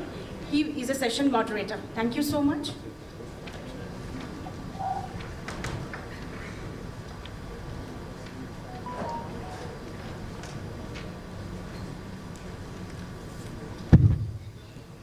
So, good afternoon once again to all of you. And we start with the technical session, session 1, which is more on investment, and session 2, which would be on distribution. Now, this is the first time we are trying to do it differently, because most of the pension seminars happen where we talk about pension, what it is, why it is, and what should we do about it. So we wanted to go a little more granular into this piece. The reason being, me and my team, we interact with almost 80 lakhs government subscribers on a very regular basis, and their offices. So we have a first-hand experience from a Delhi to Kanyakumari, what people kind of questions they ask in closed rooms, not only in open seminars. On the other hand, as our colleagues are calling out, we have almost 3 million people in the unorganized sector. We call it private sector, the corporate and the individuals of the world. Again, in town halls, we have flavors of various questions. Most of these questions we have tried to answer through our, various contents. But it's different. It's different when a subject experts talk about the same thing and they listen to it. So as you can see, all these programs are being recorded, and these recorded programs and the sound bites would be broken into various components to be used in the social media. We'll of course share with our industry partners also and request them to use it. The idea of capturing this is that it is not only the last mile guy who is going to consume NPS, but also the last mile guy who is going to sell NPS should know what it is. A permanent, I would say, institutional memory we are trying to create out of that. So in the first session, I'm privileged to have 3 colleagues, and what an august occasion. We have a banker there, we have a mutual fund expert there, and we have an insurance sector. So all the sectors are there to represent the perspective from where they look at investment. I'll briefly call out the name of all of them. So to my left is Mr. Raghupal Singh. He is the Managing Director and CEO of LIC Pension Fund. He has more than 3-decade LIC man and started his career in LIC as a batch recruit in 1988. He has been the Executive Director of the PNG department, which is one of the most prestigious department. PNG stands for Pension and Gratuity, if I'm not mistaken.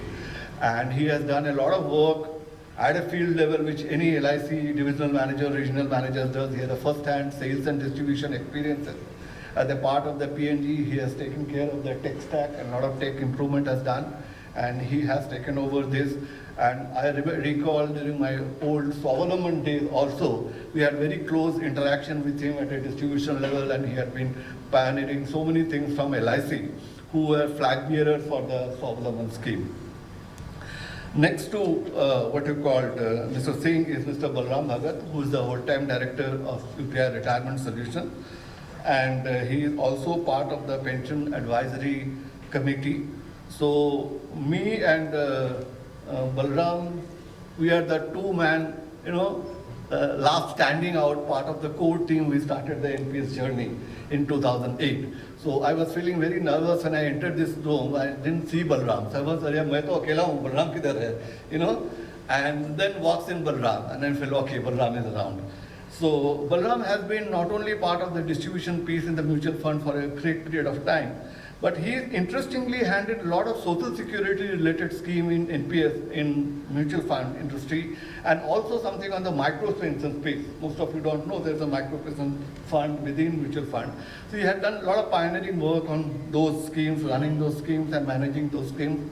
And of course, running the current NPS thing, he has a perspective of both how to run a government sector scheme and how to look at the private sector investment, which is also flowing in.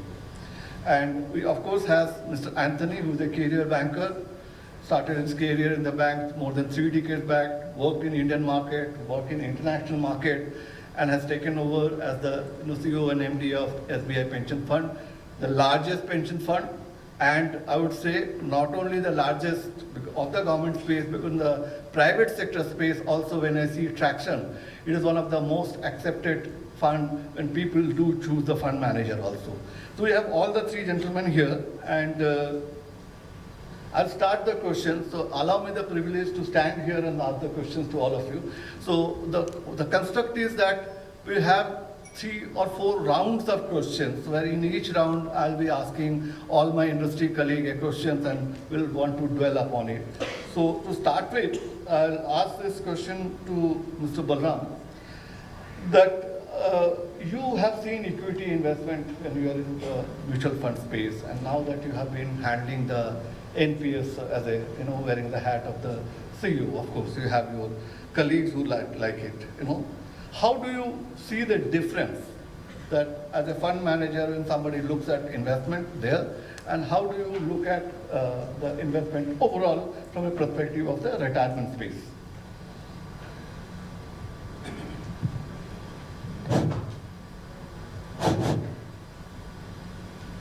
Abhijit, thank you so much for asking this very relevant question. But excuse me for just 1 minute. I would like to take one question which was thrown upon to Shriramji, and lot of persons here were 100% not convinced about 40% annuity part, because that is one aspect which any investor thinks that this is a thorn in NPS. मैं 40% पैसा एकदम lower returns पे कैसे lock कर दूंगा पूरी life के लिए? Sir, let me tell you, the product is designed in such a way that it has lowest expense ratio structure along with higher tax incentives in comparison to any other financial product. Right, sir?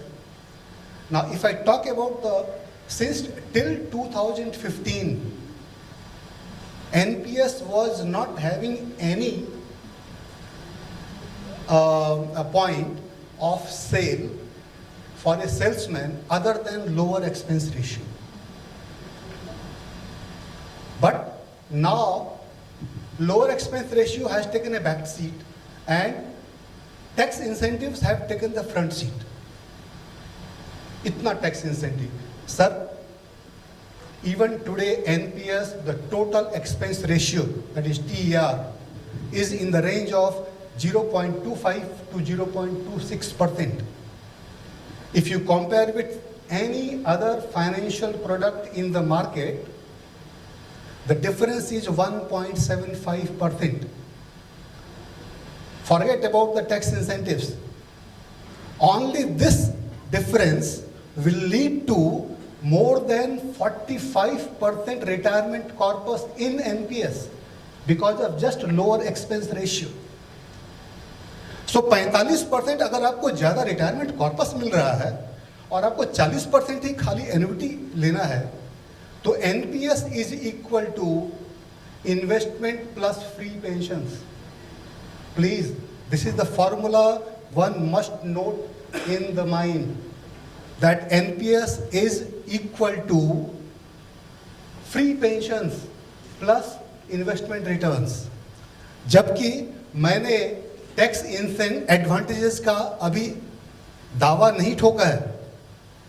50,000 ATCC D1B और ATCC D2 10% of your basic, वो अगर मैं दावा ठोक दूंगा तो एक investment product की तुलना में एनपीएस आपको 80% ज़्यादा कॉर्पस क्रिएट करने की क्षमता रखता है, और आप सिर्फ 40% एन्युटी लेंगे.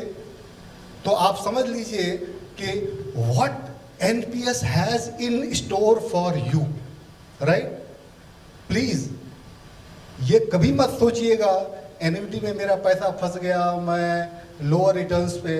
अरे sir, that is icing on the cake. जब तक आप और आपकी स्पाउस जीवित रहेंगी तब तक आपका पैसा, even today almost 7% annuity have locked for joint life with return of purchase price. मतलब आम खाइए और उसके बाद नॉमिनी को भी पैसा मिल जाएगा tax free in his kitty. उसके हाथ में टैक्स फ्री मिल जाएगा, वेदर इट इज लड़का लड़की जो भी है, ठीक है. तो आप एक ऐसी चीज में इन्वेस्ट कर रहे हैं जिसका कोई substitute as far as financial product is concern नहीं है. इसके ऊपर कोई आर्गुमेंट नहीं होना चाहिए, और अगर कोई आर्गुमेंट कर रहा है तो इसका मतलब है वेस्टेज ऑफ टाइम. एनपीएस में अकाउंट खोलिए without any terms and condition, right, और सुखी रहिए जीवन भर आप और आपके स्पाउस के साथ. ठीक है. Now coming back to the question he has raised, let me tell you, I am associated with this product right since its inception in 2007. Why I am saying 2007? The fund management started in 2008, but expression of interest was floated by PFRD in 2007, right? So I was one of the first persons to give the expression of interest for managing the pension funds, right, in the interest industry. And all three of us, LIC, SBI and UTI, we can claim to be the first entrants to this industry, right? Of course, they are my sponsor, they are my promoters, so I cannot take pangas with them. They are my guardians, or you can say whatever you say, they are UTI's promoters, right? Now, as far as the investment philosophy of NPS is concerned, it is common for all 10 pension fund managers as of now.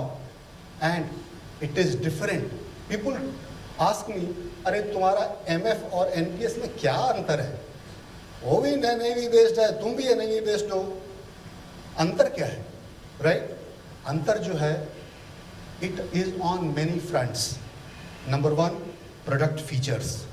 Number 2, investment approach. Number 3, regulatory aspects. Regulation जितना NPS में है, have you thought of, कभी ऐसा आपने सोचा भी है कि सेबी म्यूचुअल फंड मैनेजर्स को हर क्वार्टर बुलाती है और उसका पोर्टफोलियो एनालिसिस करती है? कभी सुना है आपने? नहीं. एनपीएस में PFRD has appointed a third party evaluator, that is CRISIL,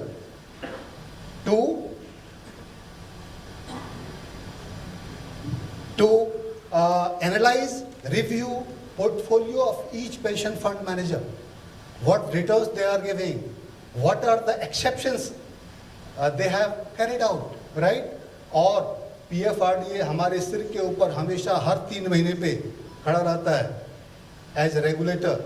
इतना बढ़िया रेगुलेटेड इंडस्ट्री कोई भी नहीं है, राइट?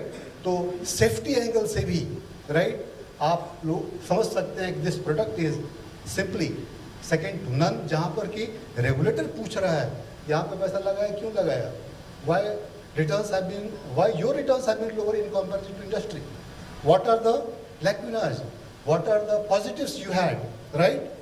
ऐसा कहीं भी नहीं होता, right? So it's a number one the product features, जिसके बारे में डिस्कशन हो चुका है, श्री राम जी ने काफ़ी बताया था प्रोडक्ट फीचर्स के बारे में। लेट मी जस्ट 1 मिनट के अंदर मैं आपको रिपीट कर देता हूँ कि we have in all 4 asset classes: equity, corporate bonds, government securities and alternate assets, right?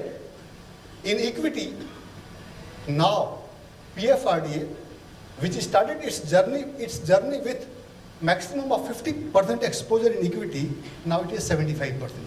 That means anyone can expose up to 75% in equities, right? Equities mein lot of changes took place from 2008.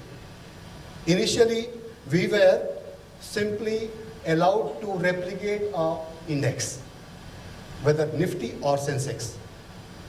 Then in 2012-13, we were allowed to do active fund management. That was the questions being asked by investors कि sir क्या आप खाली एक index को क्यों आप replicate करने के लिए पैसिव फंड मैनेजर क्यों मैनेजमेंट क्यों हो रहा है? सो passive took the place of active as per PFRD regulations. Active pension fund management में भी PFRD ने कुछ terms and conditions डाले थे. You cannot invest in a company with less than 5,000 crore market capitalization. That was the terms and conditions at that time.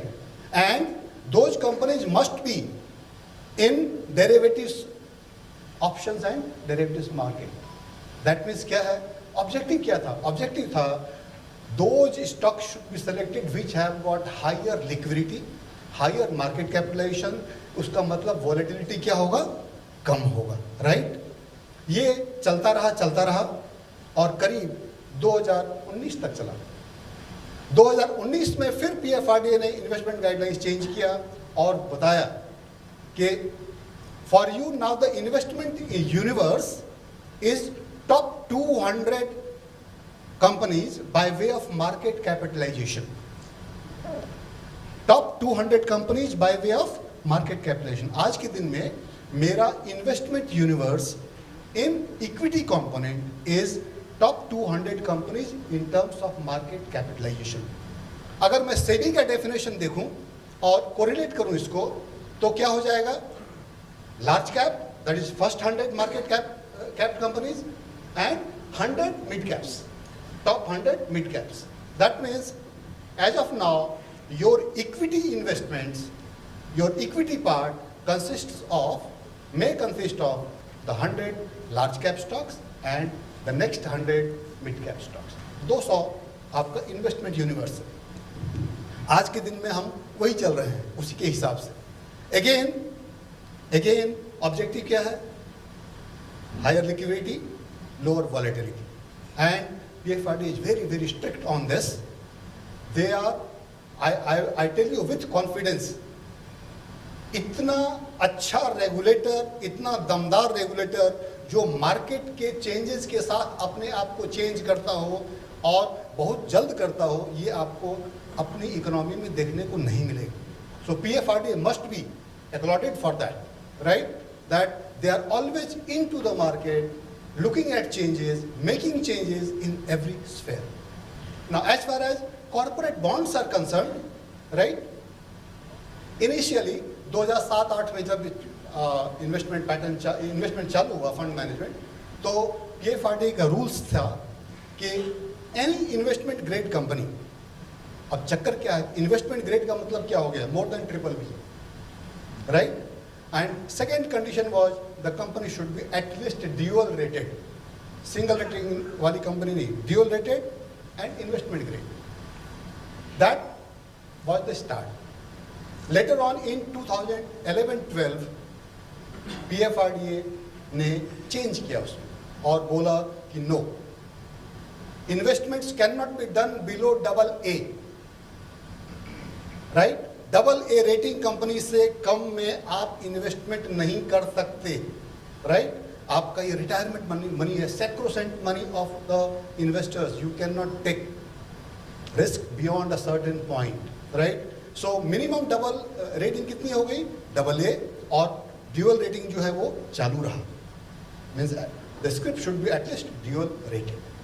ठीक है sir, ये corporate bonds में ये हुआ. और in spite of this, every 3 months our portfolios are scrutinized by CRISIL, and it is totally, I mean you can say, reviewed by PFI, right? The third is government securities. वहाँ पर credit risk का सवाल नहीं है, interest rate risk तो रहेगा ही रहेगा, right? उसमें कुछ अड़चने मतलब नहीं है, और उसमें आपका फ्री ये है, आप गवर्नमेंट सिक्योरिटीज किसी टेन्योर का खरीद सकते हैं, राइट? और investments process can carry on. Alternate assets is the fourth one, which was introduced in 2016, right? This is REITs, InvITs, etc., which are of course corporate bonds, but with slightly higher risk. That is why PFRDA made 5% as the total highest exposure one can have in REITs in alternate assets. That means उसमें cap कितना लगाया? 5% का. हर चीज के step पे अगर आप देखेंगे, PFRDA is more worried about safety aspect.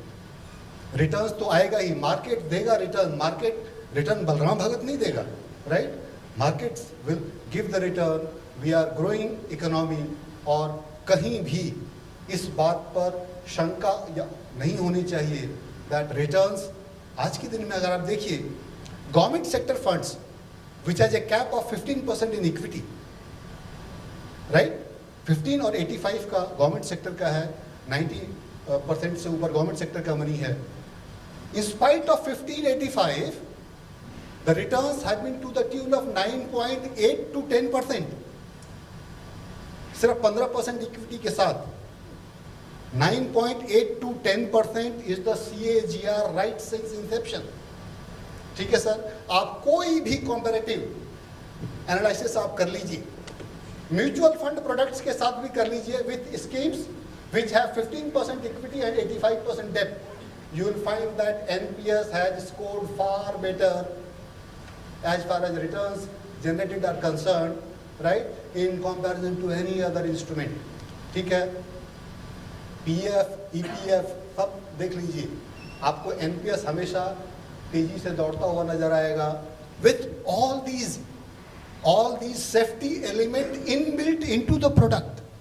But I have to interrupt you now. Yes. Because I want to ask some more questions to you.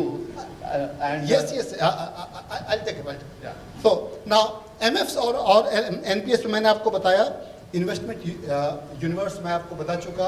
Investment universe how NPS का डिफरेंट है from normal mutual fund scheme. आपको मैंने product features का क्या issue है.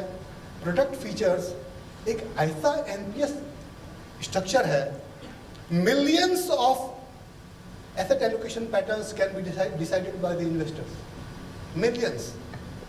एक mutual fund scheme में अगर आप जाएंगे तो पूरे उस इन्वेस्टर्स ने जिसने उस स्कीम में लगाया, सबका एक ही इन्वेस्टमेंट पैटर्न होगा, सबका एक ही इन्वेस्टमेंट ऑब्जेक्टिव होगा, राइट?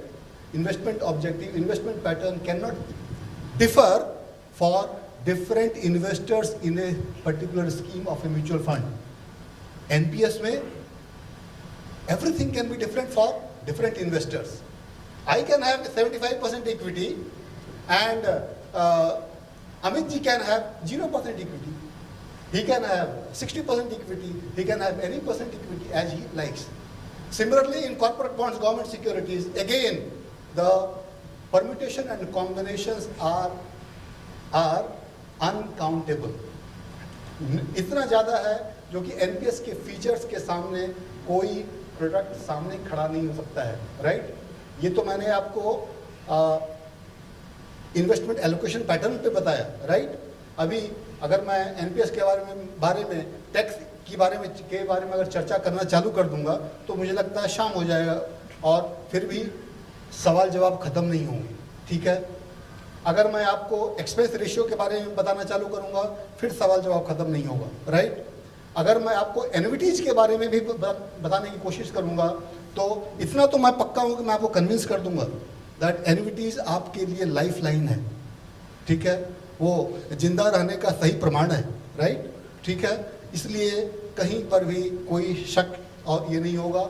मॉनिटरिंग ऑफ पोर्टफोलियो मैंने आपको बताया, PFRD is very very regular in that, right. और क्रिसिल को अपॉइंट कर रखा है एज थर्ड पार्टी वैल्यूअर। एक सवाल बस, सिर्फ एक आधा मिनट और लूंगा। देखिए, investment criteria for any investor, चाहे आप हो, चाहे मैं हूं, चाहे कोई भी इन्वेस्टर हो, अगर आप हॉलिस्टिकली इन्वेस्टमेंट क्राइटेरिया या इन्वेस्टमेंट रीजंस फॉर इन्वेस्टमेंट, वो 5 ही होते हैं, कुल मिला के 5 के अलावा नहीं होता। उसको आप घुमा फिरा के इधर से उधर से पकड़ने की कोशिश कीजिए, बढ़ाने की कोशिश कीजिए, वो सब 5 क्राइटेरियाज हैं। Number 1 safety, number 2 liquidity, number 3 probability of generating returns, right? So SLR, safety, liquidity, returns, they are the primary criteria. The secondary criteria are tax efficiency, and last but not the least is expense ratio, TER, right? लोग मेरे से पूछते हैं, यार ये investment के ये हैं क्राइटेरिया, तुम्हारा रिटायरमेंट प्लानिंग का क्राइटेरिया क्या है?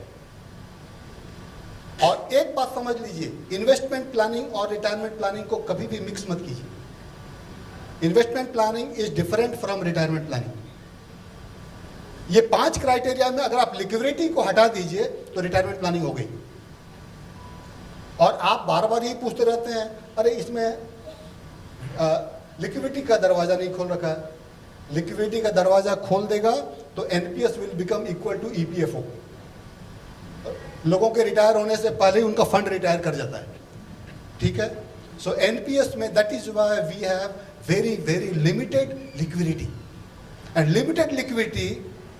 सर, बुढ़ापे की लाठी खत्म हो जाएगी तो बुढ़ापा भी उसी दिन खत्म हो जाएगा, राइट। इसलिए मैं आपका लिक्विडिटी कभी भी बढ़ाने की वकालत नहीं करता हूं पीएफआरडी के सामने, क्योंकि मुझे पता है जहां लिक्विडिटी दिया तो आपका मेन पर्पस ही डिफीट हो जाएगा, राइट। सो इन्वेस्टमेंट प्लानिंग और रिटायरमेंट प्लानिंग में सिर्फ किसका अंतर है? लिक्विडिटी का, right. If you close the door of liquidity it becomes a retirement plan, right. Now yes, no, you can ask me the next question. Because we need to ask other 2 industry colleagues, and we definitely come back to this question. Why, Balram, I would say... Thank you for listening to me so patiently. Let me open the gate for other 2 also, otherwise I'll be... No. I know Balram since last 15 years we have been together. He is very passionate about the entire thing. And the way he expressed, and thanks to Balram that he expressed, because this is a clip, Balram, let me assure you, that it's going to go to the hinterlands of the country where people can relate to Hindi, they think in Hindi, they speak in Hindi, and they understand Hindi. So it would be an excellent consumption for the people, particularly the government sector. Now, as Mr. Bandyopadhyay called out, that there is an open debate going on between going back to the NPS, to OPS kind of a thing. In that environment, these are very fundamental questions, and these are also questions for the people who are in that, tier 1 cities who looks at insurance, because at any point of time, an insurance mutual fund product is very much in your mind space, because there are 50 people digitally otherwise talking to you. Nobody talks about NPS. So we need people who evangelize NPS, and I see you as one of the top evangelists as far as NPS is concerned. So thank you so much for Balram. Mr. Singh, Balram has taken a long time to explain how the regulators' governance is, how the investment style is. From you, I would specifically like to understand, because you have seen the annuity and PNG space. How do you look at, from an investment challenge perspective, that when you handle annuity, again a very long-term product where you have to give certain certainty out to people, and how do you place a NPS product against each other? Maybe that perspective would be useful. Yeah, thank you, Amitji.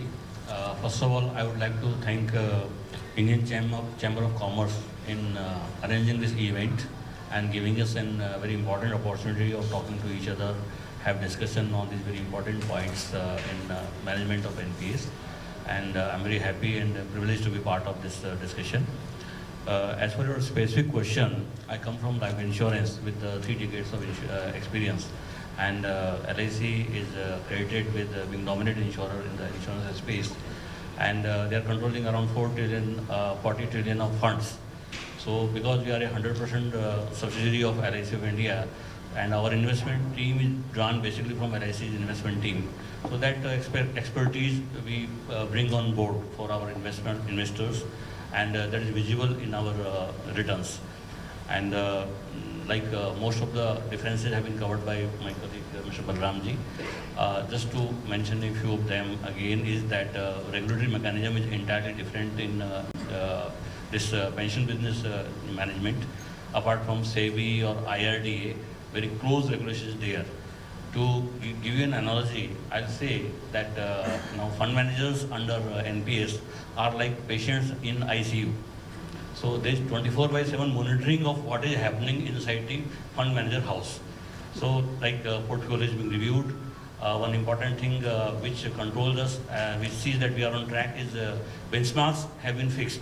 So even though we are giving higher return, PFRDA and NPS Trust review why and how we are generating higher returns. Whether we are compromising on some of the standards or we are deviating from some of the standards in our anxiety to give higher returns, that ensures that whatever returns we are giving, they are maintainable, they are sustainable. That is the greatest thing about NPS, which I have learned in my short experience at NPS pension fund. So this is amazing. It protects the interest of the subscriber at large, and NPS Trust is a representative body, so the entire thing is working well. Annuities, yeah, that is a point of reality, and annuity returns can be talked about. There are, of course, n number of things. But my personal view on annuity is that there are no alternatives to annuities. It is a regulated business by IRDA, and we can debate that the returns will be lower, returns will be higher. But what is the alternative? There is no alternative. In the absence of a better alternative, what is available, one should go for the best. And like Sriram explained beautifully in the first discussion, that annuity rates, whether they are low or high, they will be related to then prevailing economic environment. So I think reasonable returns will be there, good returns will be there, and regular flow of the retired income has to be there, and there are no alternative to that.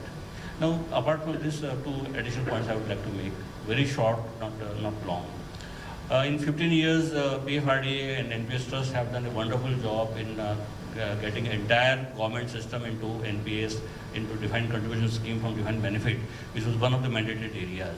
But as for private citizen schemes are there is a lot of distance to be covered yet.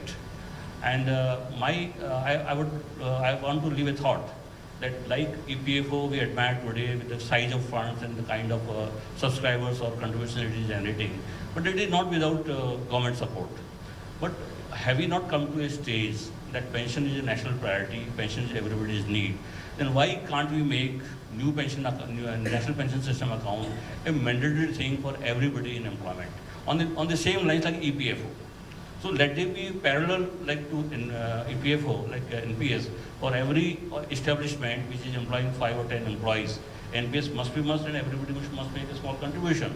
And wonderful admin system has been established with technology stake, portability and transparency and open communication. It's wonderful.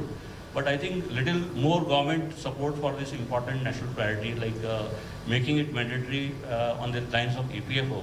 It can further push down this private citizen scheme to a deeper level, and it is in the national interest. It is not about returns, yields or expenses ratios. I see as a consumer that it is about living with dignity. If you don't have a pension, you can't live with dignity in your old age. That is guaranteed. So let us protect the dignity of the people who are retiring. Let us protect their social value. On the other hand, whatever funds are generated, they are capital providers to the country. So these funds are available for the national economic growth. So from both points of view, it serves the national cause. So I want to leave this point that government should consider making this a mandatory for every citizen because it is a national priority. Thank you very much. Thank you, Mr. Singh. Before I move to Mr. Anthony, I'll just answer the last part of his question that in this last 17, 18 years, actually, I have been associated with the pension space before the regulator came into the picture. And previously, it was the Department of Economic Affairs, Ministry of Finance, who was handling the pension. Later on, it moved to Department of Financial Services. So I've been part of a lot of track 2 conversations within the ministry about pension and pension reform for a long period of time. And whenever I have vociferously argued the same thing about EPFO and also, sir, about the superannuation scheme. Because superannuation is a big hole where government does not know how much money goes, where it is going. But one very senior bureaucrat told me, "Jamil ji, क्यों पूछ रहे हैं? Finally, तो सरकार के दाहिने pocket में आनी है या बाएं पॉकेट में आनी है? So you are saying you move from EPFO to there, or you move superannuation from here. So so somewhere at a policy level, what I am trying to flag out, the way they look at things are also very different and very, I would say, with a lot of common sense, if I have to use the word. So that point stays with it. And in 2015, you will recall Arun Jaitley, sir, when he made the statement also that there should be easy transportation from EPFO to NPS and vice versa. It just remained in paper, nothing moved forward after that. Because one of the things I think most people don't know, EPFO is not under the Ministry of Finance, it is under Labour Ministry, whereas the other products are all under the Ministry of Finance. So that itself creates a big turf, and even with such a strong government, I'm surprised that after so many years, they have not been able to cross this bridge, if I have to use the word, a fault line, in a way, that at least mandatory nahi kijiye, allow people to move from EPFO to this side. That has also not happened. I hope that decisive steps would be taken, because EPFO, whatever said and done, is not a pension scheme. It's a contributory scheme which anybody can run, and possibly a mutual fund or a pension fund can run it better than the way EPFO is running it at a much lesser administrative cost. So that stays with us. Coming to Mr. Anthony, two parts are more specific because you handle the government sector fund, the largest government sector fund, and you also have a significant investment which you are doing for the private sector. Also for tier 2 accounts. They are not very big, but they are not very small either. And this money is coming in tier 2. So tier 2 behaviorally is like a balanced advantage fund or one of the MF where you have maybe have to be sitting on cash also, because redemptions are going to come in at any point of time. So how do you look at your team rather looked at when they are investing on the government fund where new joinees are coming, accumulation phase is going on, right? And it will continue to go maybe till 2035, till the first cohort in the government are going to go out. So you don't have a challenge that if somebody comes out of redemption, what do I know? A minor redemption you are able to handle through the incremental investment which is happening every day. So you don't have to get into the liquidity problem and all those things. But when it comes to tier 2 or even the private sector, I believe you would be looking at them through a different lens. So I'd like that if you can just delve upon a little on that fact. Yeah, thank you, Amit ji, and thank you, Indian Chamber of Commerce, for having me here. I think so since morning we have been hearing one thing, that is how to reach out to the people as far as NPS is concerned and try to make it as popular as possible. I was just hoping that I would have been in the afternoon or the second session, because that actually would talk about marketing and how to reach out to people and all. A lot of ideas there, and why NPS till date is not picking up, etc. Coming to his question about investment. If you see, there is a demand from the government employees, for the OPS. And why it is so? Because they are assured of a certain amount, which is supposed to be around 50% of their last month's salary.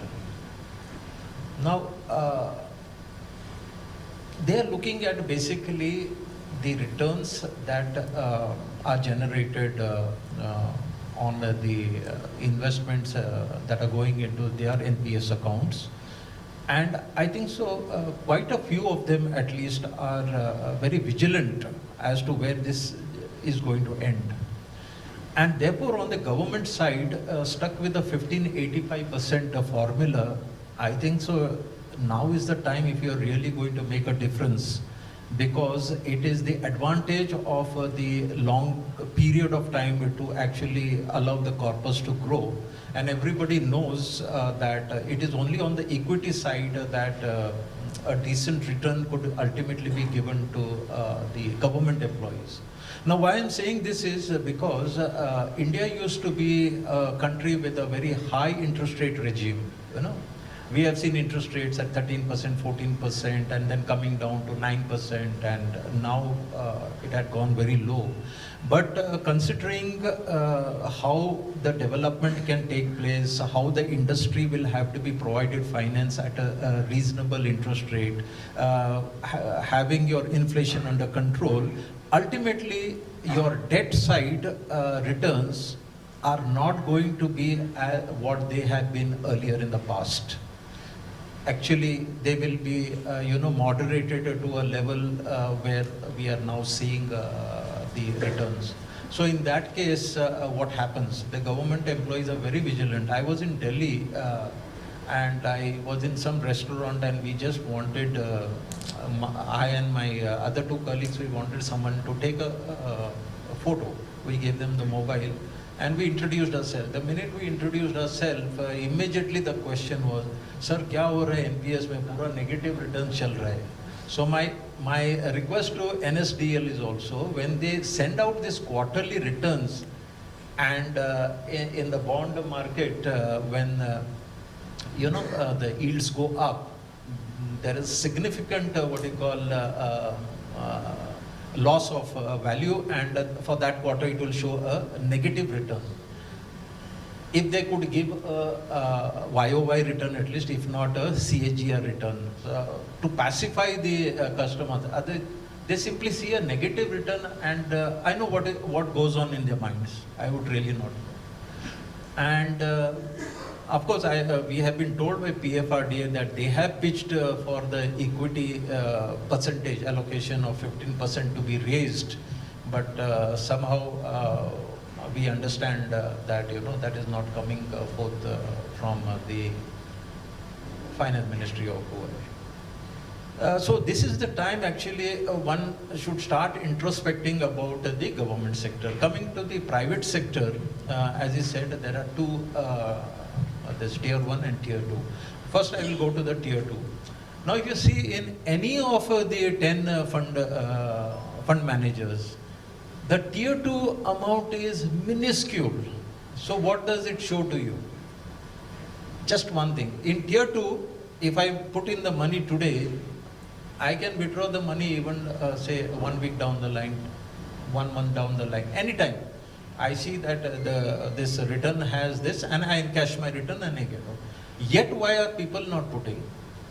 It only shows that the tier 1 is being used by people only for the tax benefit. Otherwise, the same people who have onboarded themselves on NPS and know the product well would have also gone into tier 2 and done the same way they would have done with mutual fund. Of course, there's another drawback there. I think so they don't get capital gains, this benefits. So that could be one of the reasons that they don't come. But these are the things that we should be discussing. Like we have seen one of the presenter talking about the reach that is there, the number of employees that are there. But honestly, I would like to ask about pension is, in a very philosophical terms, is who needs a doctor? It is the sick who need the doctor. So who needs a pension? It is actually people who are not in the higher income group, but in the middle income group, and these type of people who ultimately are not in a position to save sufficient enough for their future. But right now the concentration is all on the upper section, and that is where the problem lies.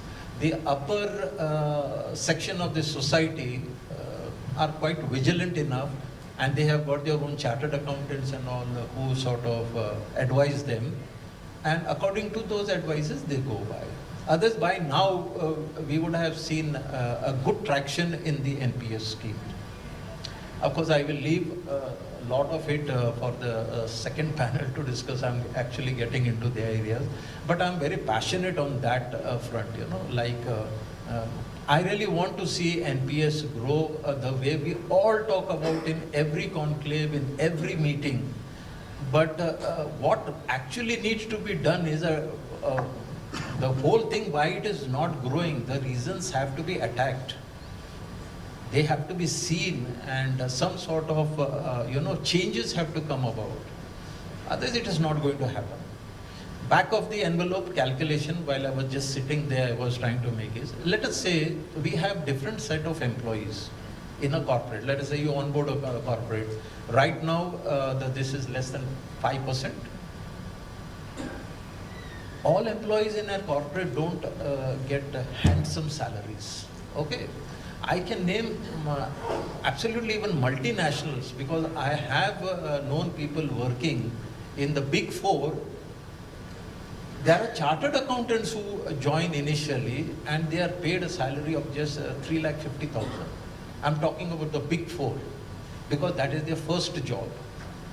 And we are trying to say that we should catch them as early as possible. And 3,50,000 is their CTC. So CTC has a salary component and non-salary component. So you can imagine, let us say if a person even invests 5,000, that would be 60,000 a year. Over 35 years, that is from 25 years to 60 years, his original contribution will be only 21 lakhs. And let us say through appreciation and all, it is 1 crore. But today we are talking of 1 crore. Today 1 crore has a value. 35 years down the line, what will be 1 crore? Who knows, we may be going to buy a car for 1 crore. So that is the sort of things that need to be seen and sufficient. As far as your investment things are concerned, I have already told you. Of course, we do it differently. In case of government sector, we are bound by the 15% of this, and we slightly go it long. But we churn a lot on the tier 1 and tier 2 side. Thank you, Anthony. And I'll touch upon 2 points which he called out. One is about what you called, how do we target a larger audience, tell them about investment, and which even Balram was very passionate about, that you should close your eyes and just invest in NPS. And look, it is like I keep on saying that you go into a car and put it on cruise control and you drive and enjoy the music. And that is how you should look at NPS. If you pontificate too many things, then you are not taking a decision. Why I wanted this point to stay with all of you is that this is a question which comes in Atal Pension Yojana also, because they say you contribute to get a minimum pension of 5,000, 4,000, 3,000 kind of a thing. And the same question even bankers ask me, sir, 5,000 जो 40 साल में join कर रहा है उसका 20 साल बाद की क्या अहमियत है? मैं बिहार से हूँ. 5,000 के लिए बेटा जो है माँ को घर से नहीं निकालेगा. Please understand that, the power of 5,000 rupees. और उसको मालूम है ये माँ की जब डेथ हो जाएगी तो मुझे जो है 5 लाख रुपया मेरे बैंक अकाउंट में आएगा. So when we talk about the social fabrics, there are a lot of things which are happening, and as fund manager, as ecosystem player, we need to understand. So when we talk about NPS behavior, of course it is about technology, of course it is about return, of course it is about telling them, but it is also about social and behavioral change. Why I am addressing this question is that, one, I tried to address in the first session that job itself is transient. Secondly, if you look at most companies have gone by the EPFOs. The moment an EPFO lock-in happens, 24% of the salary goes there. So any youngster who stays in a city like Bombay, Bangalore, where the maximum organized sector job is, your HRA, the house, takes a significant component of your take-home salary. In some companies, after 5 years, they put you on a superannuation scheme also. So 24 plus 15, 37 हो गया. उसने गाड़ी की loan ली है, उसने घर ले लिया, घर mortgage में. Tell me how many people, even if the company, this I'm talking real cases when we talk to HR people, how many companies will be able to convince people, and this has come out in town hall, should contribute more in pension. And that brings to my first question, that unless you allow a transition from EPFO to this, so I stop that 24%, I move that pot here, then it is making sense. So this is always going to be a chicken and egg situation, how we convince people to save. But tier 2, I want to dwell upon 2 minutes on tier 2, is that today in government sector, 1 out of 100% have a tier 2. So there I have a fundamental question to my team, that what are we doing about educating? Now, NPS, which we maybe have not realized, that NPS maybe first time in an investor's hand has brought the concept of NAV. वो mutual fund में नहीं invest करता था, most of them, I'm talking about 10 years back, and first time they understood the power of compounding NPS statement. So this helped a lot of people to move from NPS also to mutual fund and start investing in a smaller town I'm talking about. So tier 2 in government is less. When I go to my channel partner data, I see 1 out of 10 accounts have a tier 2 account. But when I look at ENPS data, where people are directly coming to the site, 1 out of 3 have a tier 2 data. So look at how the awareness of the people make them decide and take a choice, and they are making investment. And this question comes a debate, the capital gain is there, tax is there. It still makes sense that you don't keep money in a bank account and get 3% post-tax, and you get a 9% pay tax and you still get 7% in your account. Secondly, tier 2 has to be used as a destination saving. That's what we are also trying to do. That everybody, a guy who is 24, who wants to go to Liverpool or USA, Boston to do his MBA, wants to save for that. So let him save for his, in higher studies, or a father for a daughter's marriage, whatever may be. So we have to position tier 2 from those perspectives where people do invest. Like you buy a house, you pay a stamp duty. Right now the house prices increase by 10% the moment you buy a house. Then you put it on rent, you pay taxes on those rent. Plus there is the added cost of maintaining that house. But we still buy a house. We buy a house for our children also, because we know this is an asset for them. So the way we are creating the physical shelter for ourselves and our family, NPS or any investment has to be looked at as a financial sector. We don't get crowded with the immediate tax kya hai, benefit kya hai, 40% kya hai, 80% kya hai. I just wanted to leave that thought. So I move to a next question, which is open to all of you who can take the way you want to. That this is the question we grapple with when we go to the younger generation who are first time into a job, and some of them whose fathers also never invested in mutual fund, smaller town and people. How do you tell them? Because this, Sriram also called out this point, that they are grappled with choices, fund manager, asset class, and then say, ये अच्छा नहीं, इससे अच्छा तो मेरा crypto है या Amazon का वॉलेट है जिसमें मैं पैसा फेंक के रखूंगा, यहाँ तो नहीं रखूंगा, kind of a thing. So how do you address, what do you think should be the proposition to tell them that when the first time they are coming in, how do you go ahead choosing a fund manager and choosing an asset class? I just leave the question to take any one of you in any turn. I think so, I'll take that first. Because it flows on from what we just talked about in your first question. Again, how to take NPS to the people. If you just imagine the insurance sector and the mutual fund sector minus their distributors. Tell me how much insurance premium is going to be got by them, and how much will money flow into the mutual funds. This they have been doing, I don't know what is the insurance commission that is now paid to the broker, but there were times when the first commission that was paid to the broker getting insurance was 40%. Yeah, if it is still 40%, you can imagine. Again, I am ignorant of the fact is what money would be going to a mutual fund distributor. Now, coming to all this thing, whatever Amit said, I agree with him. There are features, there are plus points, and among the various options that are available, we can actually convince the customer to go for NPS. How do we do it? For onboarding a customer, the amount that is paid by the NPS system It used to be 200, but unfortunately they have now come up with a band 200 to 400. So because of competition, people are still obliged to only go for the 200. Let us say in the best possible scenario, we do take 400. I have spoken with agents, I have spoken with the people who can be made your distributors for NPS. They said, sir, 400 rupees mein ye kaise hoga? Can you know the amount of time I will have to spend to convince an NPS person? It cannot be done in one sitting, two sitting. A lot of pitching will have to be done. So therefore, even if we were to give the entire money to the distributor, we are unable right now to have good number of distributors who are willing to do this. And again, that is the roadblock. So how do we convince people that out of the so many options available to you, NPS is the best option?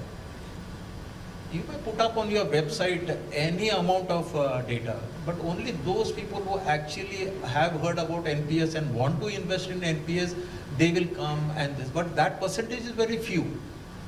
So again, my question is the how, and we really don't have the numbers, you know. See, in case of corporate onboarding, yes, you can do a lot of bombardment to the HR department, to the department who is actually handling the onboarding process, and they will get fully convinced.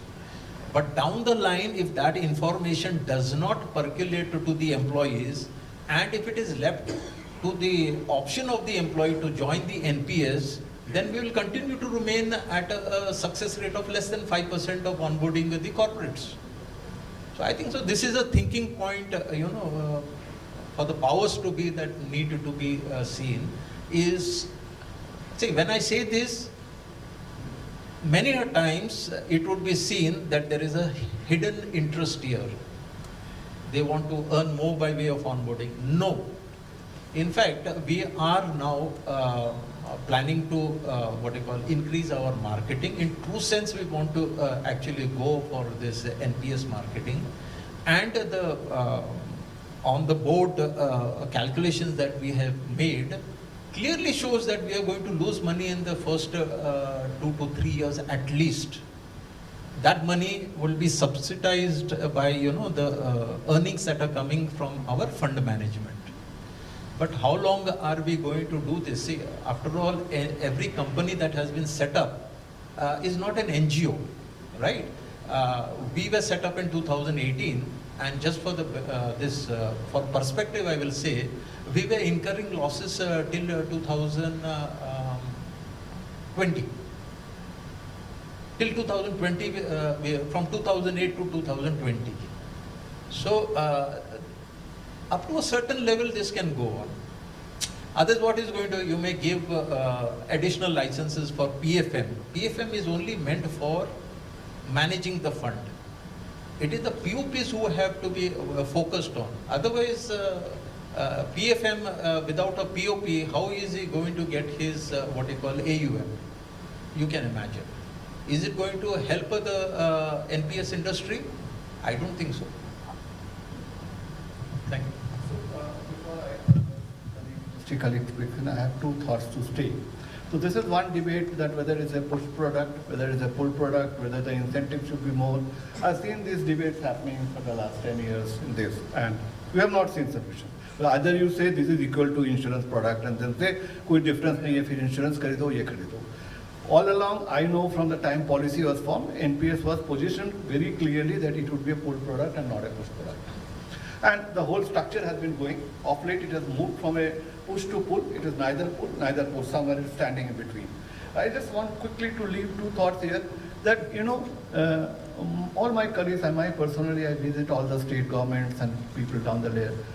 एक छोटे शहर में 1 करोड़ रुपया आज के दिन में बहुत बड़ा पैसा है. It's big money for most people. The second is that a government sector employee in any state government anywhere, he is in the highest cohort as far the ecosystem is concerned in terms of salary and structure is concerned. वो अगर NPS से खुश है, and he when he goes evening after the office and in that pawn shop typically that conversation happens, if you look at there are 5 people, the guy who works the government servant वो सबसे ज़्यादा बोलता है और उसका सबसे ज़्यादा सुनाई पड़ती है. So if that guy is convinced about NPS, if he is doing positioning NPS and have a tier 2 account, he becomes your voter, he sells. So how do we reach out and tell him that when you are taking even for a Government of India class 4 employee, let me tell you, the salary reduction currently is around 6,000 to 7,000 rupees per month from per employee. So what is the corpus coming out? अगर मैं एक चपरासी एक railway में gangman को बोल सकता हूँ जो तुमको 30 साल बाद जो है एनपीएस से 2.5 करोड़ रुपया मिलने वाला है, he is convinced, he is sold. So this is the fact which I want to take to more people with very clear hard data. And let me quickly call out an incident. 3 months back, I was with Karnataka IAS Officers Association, and they had the same debate on OPS versus NPS. It was led by the additional chief secretary there. It was all IAS, IPS officers sitting there, and some very senior class 2 officers of Karnataka. We showed, me and Shashi was there, NPS Trust CEO. We showed a stimulation that what is their actual contribution, and some of them are 8 years into the system, they are all NPS employees, all these IAS, IPS officers. What it would be when they retire in 2040, 2030, and what would be the cash flow generated considering 85 ka age band le lete hain, husband, wife, what is the cash flow in a joint life? They were also shocked. They were all educated people, doctors, engineers, all highly, they also could not realize. And then they realized, arey, ye data to sahi hai. And this going into multiple crores, it's in the lower teens, but they're in teens for those kind of data. So my point is that these are very powerful things which needs to be communicated. If we think NPS is all about this Mumbai, Delhi, Bangalore, white-collar people, we are missing the wood from the tree. So that's the thought I want to live with. The second point which I want to address, looking at the cost structure, what you called out, Anthony, 400, 200 kind of a thing, that is where the tech stack is this. Today the tech stack makes your whole account of things free, no cost, nothing. And I can't give you my internal number, all the POPs put together. Of course the base is lower. The number of accounts we open, ENPS, we open equal number of accounts. No push. Nobody is saying, nobody is advertising ENPS. And these people are taking that. Now we have brought this assisted model in our back office. We are giving similar service plus an SIP there also. So we are understand this is that tech cost is a big cost, incentive cost is a big cost. So digital, and that is where I wanted to reflect on what Sriram told. The DMAT went to 10 crore. We started the process. DMAT went to 10 crore. When SDFC Securities, I'm calling out name, and ICICI Securities took a back step, and Zerodha and Grow took a front seat. What did Zerodha do? No fleet on the street. Beautiful app, beautiful communication, beautiful awareness. And they got the number. Today, whether you go to CDS or NSDS, the numbers are coming from the new banks who are generating. So I think we have to wear a different hat on that, but of course we have a different session where we want other colleagues to talk about. But I believe what I want this session to focus upon, आप जो return generate कर रहे हो, इतना wonderful काम कर रहे हो, इसका communication उतना ही जरूरी है, जितना distribution piece की जरूरत है. I want to stay with that part. Any one of you gentlemen. Two quick points I would like to make, not a very detailed one. Picking from what Anthony said in his earlier submission, that is very important. I just want to highlight that debt valuation of the NPS, I think it needs to be revisited. Currently, it is valued on the mark to market on the on equity, and that gives rise to incidences like in quarterly negative returns, which a normally educated person cannot reconcile with. And that is a big question mark on the entire process. But I don't think why there is a compulsion to go with the mark-to-market valuation for debt instruments, like even for government securities. When interest rates are rising, our market prices are going down, and for a short term, it will impact the returns and the customer's mind, and it is an erosion of confidence in the minds of the consumer. So I think this issue can be revisited. In insurance, we always have mark-to-market for equity and book price on debt instruments. And even when there is a trading, and if there is a cash profit or cash loss, that is taken to books of accounts and passed on to the customer. I think that methodology, if it can be revisited, that can address this issue comprehensively. That is one point I want to make. Second thing about distribution process, and I think Amit made a beautiful point.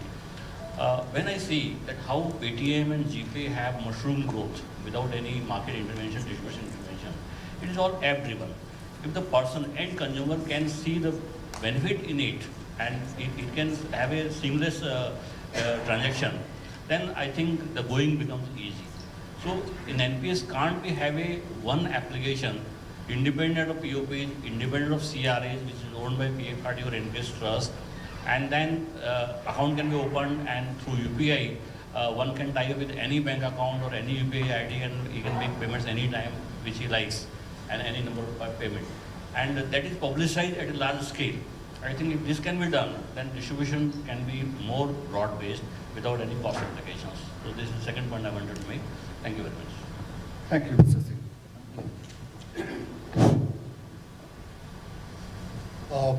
Both my colleagues talked about, one was for investment valuation, the other was for, we deliberated on the commissions and enrollments.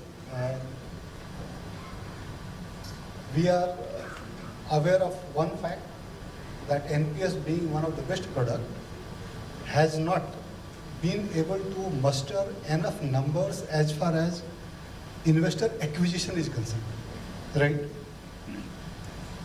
Now, the reasons are many. Financial products having lot of differences in revenue generation for the salesman, whether you call them agent, whether you call financial advisors, whether you call anything, right? So that will have definitely an impact in the lower, investor coming to your kind of product, that is NPS. Second thing is, the problem lies more where, if you see who has taken POP license, just analyze those institutions. You will find insurance companies, you will find banking companies, you will find even some of them are big distributors. Now, if an insurance company sells an insurance product, an insurance company sells an NPS, वो तो यही बोलेगा ना कि मैं पागल हूँ क्या NPS बेचूंगा, मुझे उधर 10% मिल रहा है, इधर मुझे 10 पैसा भी नहीं मिल रहा है. So, जिन्होंने POP लाइसेंस लिया है उसके लिए भी सबसे बड़ा प्रॉब्लम है. तो उन्होंने लाइसेंस तो ले रखा है, बेच नहीं रहा. लाइसेंस सिर्फ दिखाने के लिए लिया है, हाथी की दांत खाने की और दिखाने की और, right? So you will find POP numbers very high, लेकिन बेचने वाला नहीं है, बिकॉज वो बार बार यही देखता है, इधर बेच दूंगा तो ज़्यादा मिलेगा, इधर बेचूंगा तो कुछ नहीं मिलेगा. ठीक है, तो ये प्रॉब्लम परसिस्ट कर रहा है, राइट? और अगर इसको PFRD ने सॉल्व किया तो NPS प्रोडक्ट का जो सेलिंग पॉइंट्स है वो खत्म हो जाए. So the PFRD is also in dilemma, मैं ये करूं या नहीं करूं. लेकिन मैं हमेशा यही कहता हूं, मत करिए. Do not increase the expense ratio, otherwise you will lose all the selling points of NPS. Number 1. Number 2, तो जिनको हमने PFRD ने लाइसेंस दे रखा है वो खुद नहीं बेच रहे हैं, इसीलिए ये प्रोडक्ट बिक नहीं रहा. Now the second point is, as Amit ji told me asked, और वो हमारे दोनों स्पीकर्स ने उसको अभी भी कारपेट के नीचे रखा, वो था कि why the new class, new generation is not getting into NPS, right? Main problem है न्यू जनरेशन के पास सेविंग्स हैबिट डेवलप नहीं हुआ है. उन्होंने वो समय नहीं देखा जो हमने देखा था. मेरा बेटा ज्वाइन किया ICICI बैंक और पहले महीने में ही एप्पल मोबाइल खरीदा 60,000 का. तो मैंने बोला तुम्हारा ये इंस्टॉलमेंट पे 20-20 हज़ार रुपये 3 महीने इंस्टॉलमेंट तुमको देना पड़ेगा. हाँ ठीक है, ठीक है. I can not argue with him.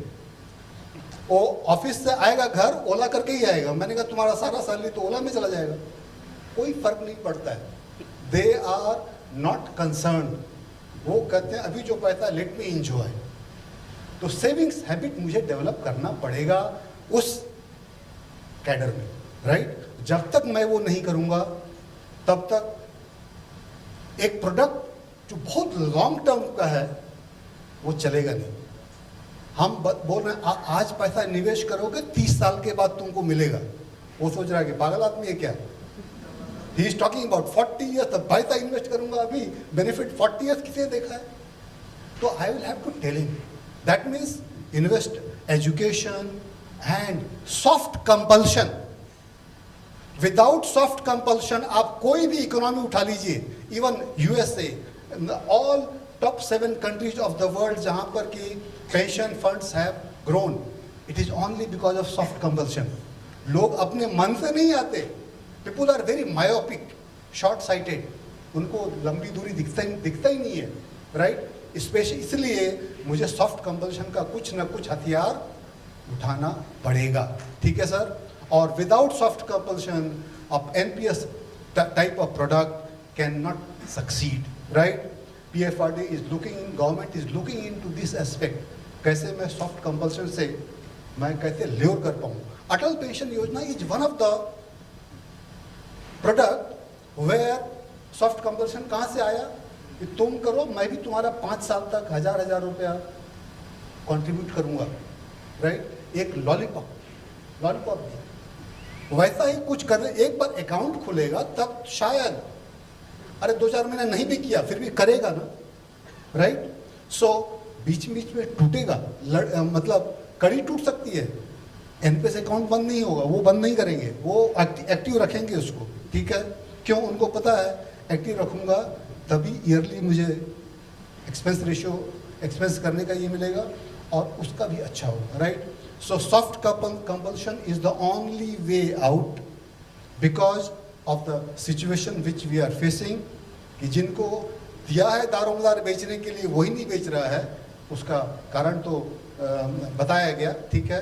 200-400 हमारे एंथनी साहब ने बताया, लेकिन इश्यू 200-400 का नहीं है, यहाँ पर है 40% और 40 पैसा, ठीक है? 40% and 0.40, huge difference is huge. But ऐसे धीरे धीरे पता चलेगा, जब लोगों को ये पता चलेगा कि मैं गलती किया जल्दी नहीं चालू करके, राइट?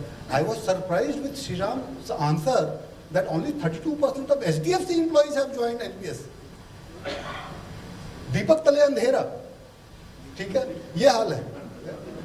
अब मैं क्या कहूँगा, राइट? सो इसलिए एक बात तो क्लियर कट है, राइट, कि किसी न किसी तरीके से गवर्नमेंट को ये क्या होगा, दबाव डालना पड़ेगा, चाहे वो सोचना है कैसे आगे बढ़े इस मामले में, और कंपलसरी करना। जिस दिन आपका अपॉइंटमेंट हुआ उस दिन एनपीएस अकाउंट खोलने का है, compulsory, right? You can not do away with this, तभी नंबर्स ये भागेंगे, क्योंकि प्रोडक्ट तो बेनिफिट किसको दे रहा है? इन्वेस्टर को। मैं तो कुछ नहीं ले रहा, it is for him, for her and for the economy as a whole, right? सबका साथ सबका विकास जो है ना, एक्चुअल में NPS, right? So thank you so much. Thank you, Amit ji, passionate. I'll just, I think Anthony just two sentences. First of all, when I talked about those charges, I was only talking about the one-time charge, and subsequently on every contribution a subscriber makes, there is a fee which goes to the POP. I was not talking about the second part, I was just talking about the first. Second part is he's saying about the expense ratio. The expense ratio benefit will go to a subscriber if he becomes a subscriber. If he's outside the system, there is no question of any benefit to him. So first we need to get him into the system, and that is only the first one charge I'm talking about. That is only there are ways, see, we have to think innovatively. Now supposing from this 400, let us say we say the total charge will be, let us say 500, 700. It could be one way, it could be done, you pay at the start, then you pay after 1 year, and a second year fee. Second thing is, innovatively if you do, you see any Flipkart, Amazon and all, what they write the original price, then they write their price and they say you save this much. Why can't we do it? When this screen comes, you say this is your eligible tax benefits of 16,000 this, assuming that you are going to invest 50,000, and this is your fee for onboarding, so you benefit this much. That would be a better way to convince rather than flatly saying your fees are 700. You say, "Arey, 700 mujhe pay karna padega." It is psychology. You have to work on that psychology and try to reach out. We have to be innovative. Right now, we are just what you call doing the same thing what we have been doing for years together. Thank you, all of you. And for the interest of time, we have to move to the third session because there is a lunch being laid out and a time frame for that. We are not taking any Q&A right now, but thank you, gentlemen.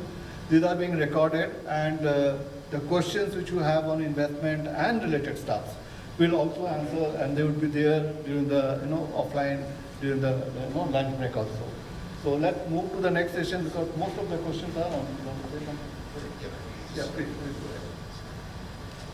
So thank you everyone on the dais for this wonderful session. And as a custom, I request Mr. Amit Sinha to felicitate our esteemed panelists. We'll start with Mr. Raghupal Singh.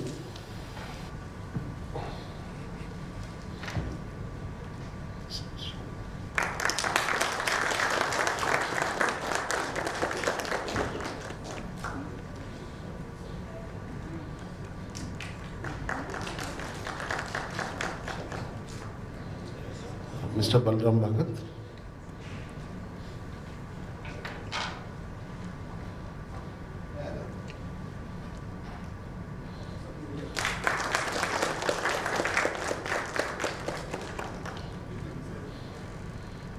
Mr. Anthony Rodriguez.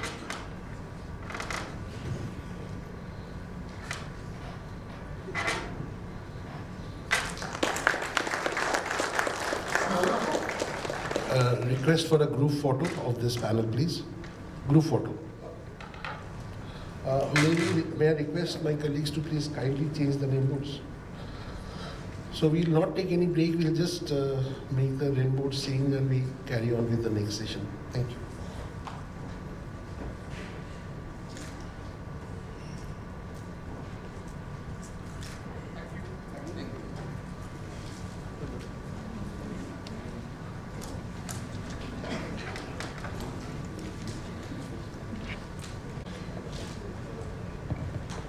We would move towards the second technical session after a very engaging technical session 1. To start, I would request our distinguished dignitaries onto the dais, please. Mr. Amit Sinha, Group Head, Social Security and Welfare Department, Protean eGov Technologies Limited. Mr. Sumit Mohindra, CEO, ICICI Prudential Pension Funds Management Company Limited, onto the dais, please.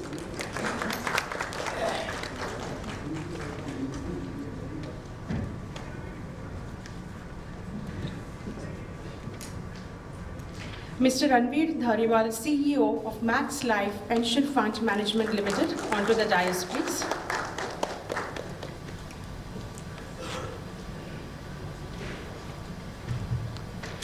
Mr. Kurian Jose, CEO of Tata Pension Management Limited, onto the dais, please.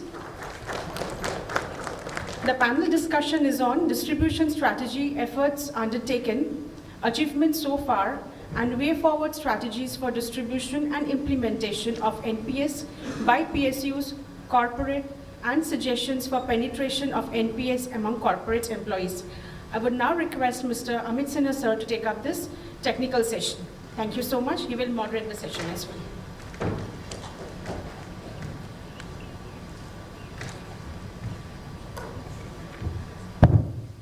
So, thank you again, all of you, for joining us when we from coming down from Delhi all the way for there. And again, we have 3 gentlemen here with 3 very different kind of experiences. So I'll just go from my left. We have Korean who have been from the mutual fund industry space, have worked in Tata Mutual Fund, have been with the UTI Mutual Fund before that, and is a distribution gentleman who's seen the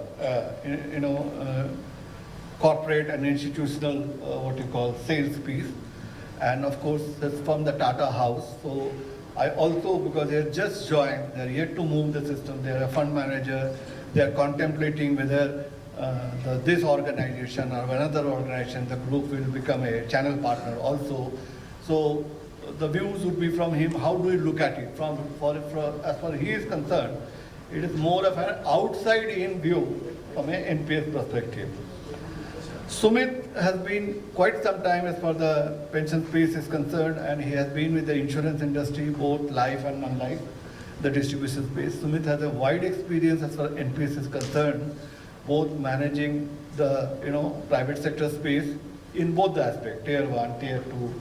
And there's a lot of corporate movement that are happening. They started with a fund manager, took a POP license, and now is grappling with both how to channelize the POP piece along with this investment, and how to make sure that most of the corporates have ICICI as a fund manager and people chooses them.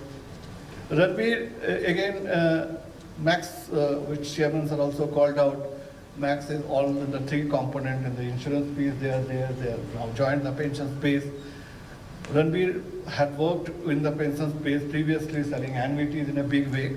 So he has a deep insight what goes in selling annuity to the pension subscribers, and he's being a different player because Max has a very strong distributor network, and he would definitely leverage on those network, and he would also know that what his other industry colleagues have done working with HDFC and other. How I would like to hear from Ranbir, how he would like to do things differently. Of course, there are trade secrets, he would not go into detail and granularity of it, but from a perspective of how things should be looked differently, he would like to call out. So I would just leave a thought, and this is an open question. I am not directing the question to anybody in specific, but of course, from the insurance perspective, the relevance of Ranbir and Sumit would be more, and Kurian would bring from the mutual fund experience. So let's start first from a perspective that from a product positioning and customer outreach, both to your distributors and agents and to the what you call investor at large. How do you see it differently as far as NPS is concerned? Any one of you can take the floor. I'll take that question. Is this on? First of all, pleasure to be here. Thank you so much to ICC as well as Protean Namitji. I just wanted to clarify one small thing. He said I have spent a lot of time in the pension space. Honestly, I will complete 3 years next month. So, but most of 2020 and 2021 went in the lockdown. So technically, I am about 1.5 years old in the system.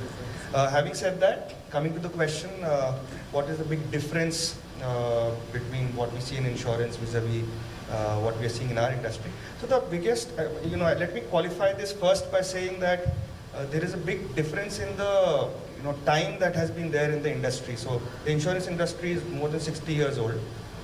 We are just about 10, 12, I think 13 years is what we'll complete, we've completed just now. So we are far younger industry. In terms of the ability of a distributor in the insurance space to offer a product to a customer, he's got a variety of products that he can offer, savings, pension related, which is annuity or protection. In our case, we are one product, a single product, which is purely meant for retirement.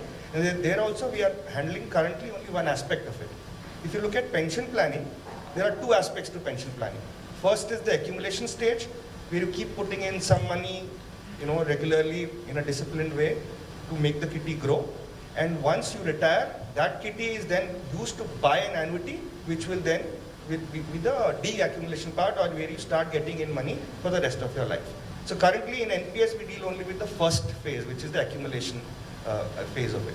So the options of course that a distributor from our side is going to offer is going to be slightly limited. Having said that, what I believe is that this product has to become a part of the overall suite of products that the distributors are currently offering, the various financial products that they are offering.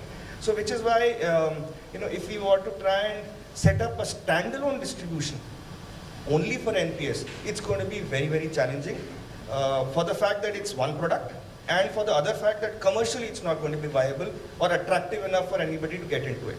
Even though the commercials have been revised slightly, but it's still nowhere close to what somebody in insurance or in the MF space gets. So I think one progressive step that the regulator has taken recently is that they have allowed us to onboard individual life insurance agents, mutual fund agents, bank correspondents, who can go out and sell the NPS product for us. So I think that is a progressive step, but the important part is that we need to, of course, onboard a significant number of them before that channel will actually start showing some real business. But the advantage is that the reach for us is going to increase tremendously with the agent space becoming live. And the challenge again, like I said, is instead of trying to pitch it as a standalone product, we'll have to make this complementary in the other suite of products that the agent currently is selling. On the other side of it, if you look at it, the total distribution so far that was restricted or allowed for NPS was only in the form of the POPs and ENPS to some extent. Now POP is some 80-90 odd in number. It's not a large enough number to actually press this or take this to a larger audience. Within that also there were limited number of players that were actually doing something. There are a large number of POPs who have not been taking that active and interest. So I think one of the things to get this product taken to masses is that the distribution points have to increase, and that will have to happen on multiple fronts. The number of POPs have to increase, the number of agents have to go up, the number of touch points as far as technology I think is going to play a very big role for us. If we have to take this really to the masses, we have to use technology in a big way. So I believe fintechs and some other innovative solutions we'll have to find out, reaching out to customers and take this really en masse. For that, yes, of course, it will really help if some of our the fees that we earn goes up slightly because we need money to spend money. Currently, it's very limited, but within that, whatever, obviously this also was what we are doing today was not possible about a year back. The fees was revised only from April 2021. So, of course, our ability has increased a little bit, but it's still much lesser when, we heard examples of Grow and Zero Dark. I mean, those kind of fundings are at a different level. Even if we were to do this digitally, we will not be able to match those guys at all, but it is still going to be a big factor for us in terms of using technology and digitization to reach out to people and take this product forward, because the biggest issue that is there with NPS today is the awareness about it. A lot of people are, even if they are aware about NPS overall, they may be aware about the 50,000 benefit. And I think Sriram mentioned this earlier as well. I met a lot of finance professionals, people who are in the investment space. They deal with products, financial products day in, day out. Even a lot of them are aware only of the 50,000 benefit. They're not aware of the corporate benefit at all. And that's, I guess, is a miss from our side as an industry. That is something that has to be corrected. Because I firmly believe that if somebody comes to know about NPS, whether on the retail side or on the corporate side, 8 out of 10 people will end up buying the product. That's the power that this product has. Yeah. You guys want to add? You come in, both Ranveer and Korea. I want to ask 2 questions here and leave the thought with you, which I thought one of you will bring in the discussion, but I now want to put it. That NPS is the only product in the country where you can have a horizon up to the 75 years of age. So that is a very powerful thought we should keep in mind, and considering what Chairman called out, Sensor called out that longevity is increasing, we are all going to live longer. So this is one aspect. How we build it in our conversation with the cohort at large is a question I am leaving to you. Secondly, the question very pointed to Sumit is that why are we not, this is something I've been writing in some of the blogs and posts recently, is that the de-accumulation phase is also within NPS. I'll explain, take a minute to dwell upon that. That when I get out at 60, I have a 60-40. 40 is annuity. I can defer the annuity, number one. Most of you are from the insurance space, so annuity is just moving from one pot to another pot within the system. So you are earning from there if you are not earning at a group level. That point stays with them. B, most important, this 60% I need not take out. I can do a phased withdrawal up to the age of 75. We are putting a SWP there very soon so that people can put a monthly, quarterly kind of a thing. And most interesting part, which I've called out in my blog also, people don't realize they take 1 crore, means 60 lakh I take out. Where do I do the 60 lakh? I put in a bank account. I get 7% as a senior citizen, 7.5%. I still pay tax if I'm a 20% tax bracket. But if you keep the money in NPS, I get it tax-free every month. Because it's a tax-free money for me otherwise. It is earning at 9%, I pay 0 tax, and I decide every month I'll take 50,000, 1 lakh rupees out of it. And we have stimulations. I've created stimulations. I will request my colleagues to circulate that we saw that, okay, घर चलाने के लिए मुझे हर महीने 75,000, 1 लाख चाहिए. मैं ये 60 लाख को customize करूँगा, 75 तक चलेगा, and I will buy the annuity on 70, not on 60. Now look at it. That 40 lakh has become 1 crore rupees. The same return. मैं 1 crore की annuity 70 में खरीदूँगा, which will leave with me up to 90. So the product positioning has to be made more sharper, and some of this conversation has to come with very clear stimulations. So I just wanted to leave that thought with you as you, both of you, progress on this. I would like to add a couple of points to what the question was asked on difference between life and NPS, and why we feel. So before I answer, thank you everyone for giving us time, patience, hearing. It's been long. I understand we are standing between you and your lunch. So, we'll try and make it, quick and to the point. So one thing in NPS that, we all need to understand, what are we driving here? We are driving here a point of retirement. We are driving here a point of 30, 45, 50 years of investment, or, including the annuities here. And what is the customer psyche today? The customer psyche within, whether it is an insurance, whether it is mutual fund, the company's core problem is that how can I make this customer invested with me for 10 years, 12 years? Persistency is a big issue in insurance. Mutual fund industry is struggling that, how can we make the customer stay invested for 5 years, 10 years? So that's the customer psyche here. Now, this needs a lot of hard working to be done. And that brings me to my other point, saying that for a mutual fund and for an insurance, you have a bunch of people talking about the products. You have suite of products available. But when it comes to NPS, we have very few limited distribution partners who are available who will be talking about NPS proactively. I don't know how much of us talk proactively about NPS. So that is one big area which I feel, makes NPS, where the area where we need to work, all of us as an industry, all of us as partners, corporates, that we all need to work on addressing this issue, that why are we talking about 30, 40 years, which none of us, including you and me, when we invest, we see that for how long I'm going to be invested in this product. So how are we addressing this point, and how are we taking this product? And for that, I think, we need more legs, we need more hands, we need more faces who are going out there in the market and talking about this product. And that's where I feel is the biggest, which you asked, that between a life insurance or an NPS, where do you see the gap? This is where I believe, is one talking point that we all need to work upon. How can we convince a customer that you have to invest for 30 years? This is for your interest. The power of compounding starts after 10 years, and you'll be amazed to see that how after 10 years, the investments that you've been investing at the 7,500 salary, how it grows significantly.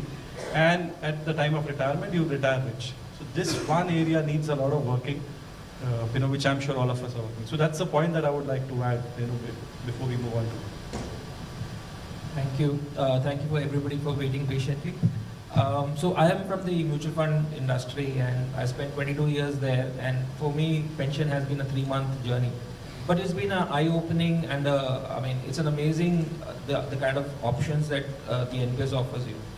I think what PFRDA has been able to do, and I just give credit to the entire open architecture on which NPS works. I think PFRDA has continued to kind of evolve over a period of time. I've looked at how industries have evolved. I think one credit to PFRDA. I think they have looked at what's happening in the insurance segment. They have looked at what's happening in the mutual fund segment, and have kept evolving. Many of my colleagues even in the first panel have said how things have evolved over a period of time. The way that we look at it, and I have handled corporate treasuries for a long period of time, I think the biggest thing what we need to do is start with what the customer wants. not what the distributor wants or what the pension fund manager wants. So if you're able to understand what the customer wants and design a product which he requires, it really helps in creating a pull than a push. If you look at the NPS, the kind of options it gives you, I think the biggest option that it gives you is it allows the customer to choose what kind of equity exercise it, that's a separate thing. But you at least have an option. If you look at it gives you an active choice and a lifestyle choice. So NPS is a little bit for everybody. For the you have the experienced investor who can pick and choose how much equity is good for him or bad for him and stay invested. He has an option to stay 0% equity if he is conservative, or he can score 75% equity if he loves it, or he can say, listen, I don't know, I am a professional, I am a doctor, I am a chartered accountant, I am an engineer. This is not for me. Let me leave it to the pension fund manager to do it. So here gives you the opportunity to somebody who breathes, lives the whole life, and let the expert manage it. And if you think that I don't want to leave it to the expert, let me leave it to the lifestyle option where, depending upon my age, it automatically kind of decides how much equity is good for me or bad for me. So it gives you multiple options of either doing it yourself or giving it to somebody. It's like you go to a restaurant, you could have an a la carte or you could have a buffet laid out to you. And then you pick and choose whether you want to have sugar, you don't want to have sugar, you want salt, you don't want salt. So that the kind of options here are amazing. Tier 1, Tier 2, I think looking at the tax advantage that you get, and many of my colleagues mentioned the Section 80 CCD2 is an eye-opener for a lot of professionals, including when I speak to people in our group. Most people have not heard about it, and these are seasoned professionals who spend a lot of time in the industry. They have no idea, and when they hear about it, it's a big thing for a lot of people. These are the few things which I thought were extremely important. From a distribution point of view, from a POP point of view, it offers you multiple opportunities. You could also look from a geography point of view. You could have people, you don't want to kind of say that, people in the north are very aggressive and people in the south are conservative. But you could use that as a pitch as well. So you want to go to a particular locality, and again, I'm not trying to generalize. If you know somebody is from a very conservative background, and know your customer is the most important, you need to know your client. And if somebody comes from that aversion to equity, sell the corporate bond, the CG and the A. If somebody says, boss, what is debt? 7%, 8% does not work for me, sell the equity option. So you have a lot of options that are available in the NPS system. I think it's a wonderful product. Like Amit rightly mentioned, I'm just 3 months old in this, but I think I'm already converted. So I think it's an amazing product for all of us.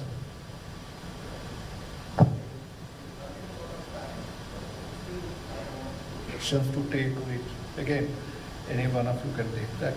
There are two challenges. One, people who are in that 45-50 bracket, who are still into that EPFO space and doing nothing more than keeping money in bank, and the periodic, ELSS kind of a stuff they are doing. To tell them that NPS is not a, yesterday I was with IDBI Bank, and this gentleman was the executive director. He is not aware that he can continue, obviously in the age band of 58, that he can continue this NPS account till 75. He was there. The second gentleman, in the same, he was not aware that there is a mobile app. He has been investing in NPS for 4 years. So I told my colleagues that 60 lakhs people have mobile apps today, and we are communicating NPS mobile apps. But what is the power? And today mobile is all about transactional. So I want the mobile apps, next-gen mobile apps, to become more conversational also. Because a lot of this hard data, what Balram called out, return, these things has to be fed into the app, and the customer should be on his feet. Just like when you have a Swiggy and apps, a discount is going on. 12 o'clock in the night is the right time to get this pizza for me, So that's the kind of digital outreach we have to create. And related to the question, which is, one is that age band, how we tell them to continue even if you have started less. The next question is, the people who are in the 22 to 28 category, who are fickle, who are looking here and now kind of a situation, how do we address them? Now they are consuming everything on their mobile. Their Netflix is on their mobile, their food is on their mobile, their entertainment is on mobile, their social life is on the mobile, Instagram. So they cannot be tracked to a ARN distributor or a LIC mutual fund distributor or this. That pattern is not going to work for the next gen, sir, even for your mutual fund and LIC insurance also. So considering this, that though, in pre-FRDA and NPS has come late, the advantage is that the digital improvement as the country and the society has made puts us on a very equal footing to the MF and the insurance agencies who have a large fleet on street, but you can digitally catch up because they are also converting into a digital platform. So I just want that, we dwell on this fact that what are the things we need to do digitally to engage with the customers who are first-time customers or who are into the space but have not engaged with NPS. So very valid point. Youngsters, digital, and we all talk about how digital should be the way forward. And I completely appreciate and understand where we all are heading to. However, what I want to also put some points ahead is some of these industries who are moving to digital, they've been there for ages. There has been enough amount of awareness, understanding, and now gradually we are seeing some of these shifts. The other industries which have gone directly on the digital platform are more on the entertainment side, where it's a hook. Where do we come in? How do we see that our product also becomes more digitally acceptable to the youth? Is the answer that all of us are looking for. In the financial space, I remember when we started digital in insurance, it was in 2012, and we wanted to sell life insurance policies digitally, and term plan was the first product that all of us picked up because that is the most simplest product for anybody to understand, and you could sell digitally on a platform. From 2012 to 2023 now, people have evolved, products have evolved, technology has evolved. However, if I look at the ratio of people buying the product on their own, and typically term plan is addressed to a younger population. We see a 30-year-old person, 32-year-old person buying a term plan and that too digitally. But what we see as an experience is that 96% of these people, even today, after 10 years being in the digital, they need a push. They need somebody to call them, they need somebody to fill up their application, complete the process. So it is still not digital. Only 4% of these policies are actually digital, where end-to-end is done by the subscriber or the customer themselves. If you go to a product like a motor insurance, it is a similar trend. About 8 to 10% of people buy motor insurance online without any support. So, and these are some products, which have been there in the industry. So how do we get our people hooked on, the younger generation to be hooked on? I think with time, we have to continue our efforts. That is first. We have to bring up our technology in place. I see a lot of people struggling who've been an active investor in NPS, but their accounts are frozen and they don't know how to go back and unfreeze their account. How to go and actually start their contribution. So I think we are talking about all these issues, and I think we are still at a very preliminary stage. In my view, awareness levels on the NPS side with most of the champions who are actually in this space for 7-8 years may have to refer something to answer, if some tough questions come in. So I think this maturity will come in, more people will start talking about it, the engagement levels will go up, and we have to keep at it. And that also brings me to another point that, in my view again, distribution plays an important role in creating and getting these people hooked on to buying an NPS. Now, all the data points since morning, all our Diggajas who've been sharing, especially Atridev, LIC, UPI, and SBI, so what does it talk about? It talks about, corporate ratio is only 3 to 4% uptake. It talks about central government implementing that people can move out of default scheme, but they still continue to be in the default scheme. What does the data say? Only 70 employees per corporate. So what does it all lead to? It only leads to 1%. In my view, there are 2 points that we need to address. All of us are focusing on the 15% of the population in the corporates.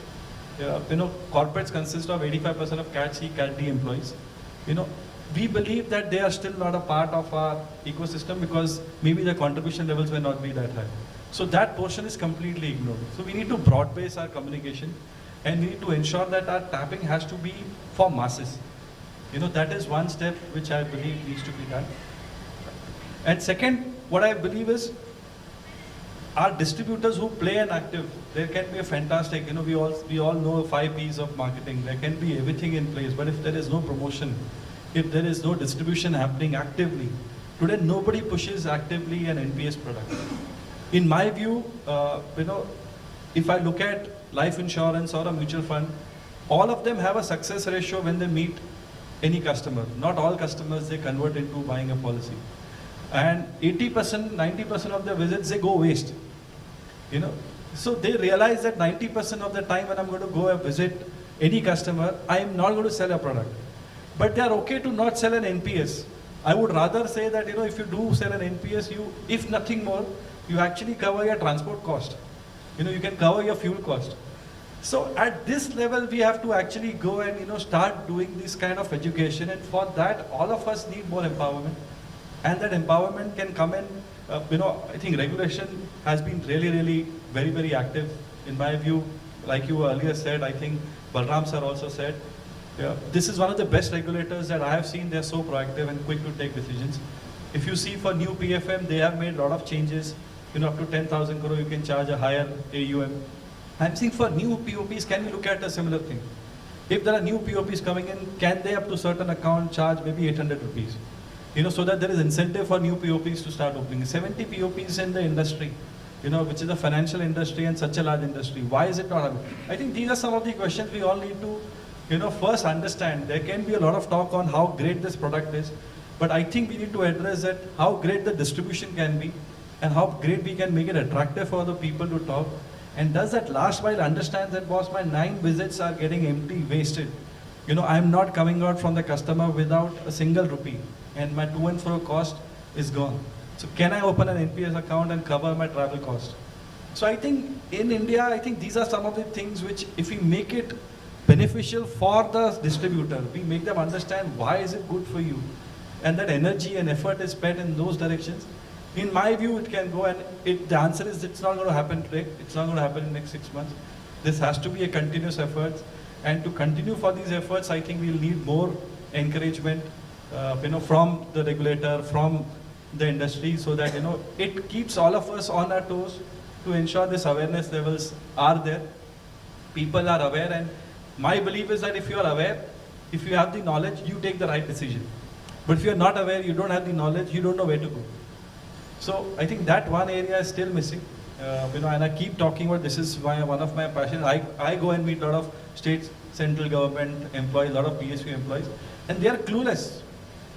In every argument that I have come across on an OPS and NPS, when I have finished my argument, trust me, the person who was sitting in front of me had no further questions or no further arguments, because the data is so powerful. So if it is so powerful and there is so much meat in this product, you know, why are we not selling is, I think, a food for thought for all of us.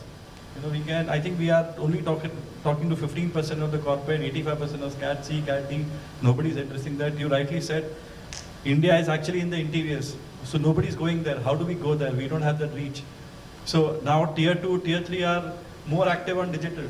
You know, the online consumption is more active on digital in tier 2, tier 3 now. But can we go there as a distributor? The answer is maybe not now. So in my view, these are some of the points that, you know, brings me, you know, to my viewpoint. Sorry, Gomit. So, Ranveer, I'll just take 2 points here, and I think Ranveer touched it very rightly, that we are trying to address the tier 1 cities, you know, which are important, which kind of gives you the size. But like, I mean, rightly said, the entire, I mean, India is like, you have India and you have a Bharat, and we are not really connecting with the Bharat. I think just to take a learning from the mutual fund space, and that's really worked in mutual fund space, 2 things. One, Mutual Fund Sahi Hai was one campaign that went live. Second, from a distribution angle, there was something which was introduced initially called B15 and then a B30. So what B15 or B30 allowed you to was you can charge a higher expense ratio if you are sourcing investments from cities which are beyond the top 30 cities.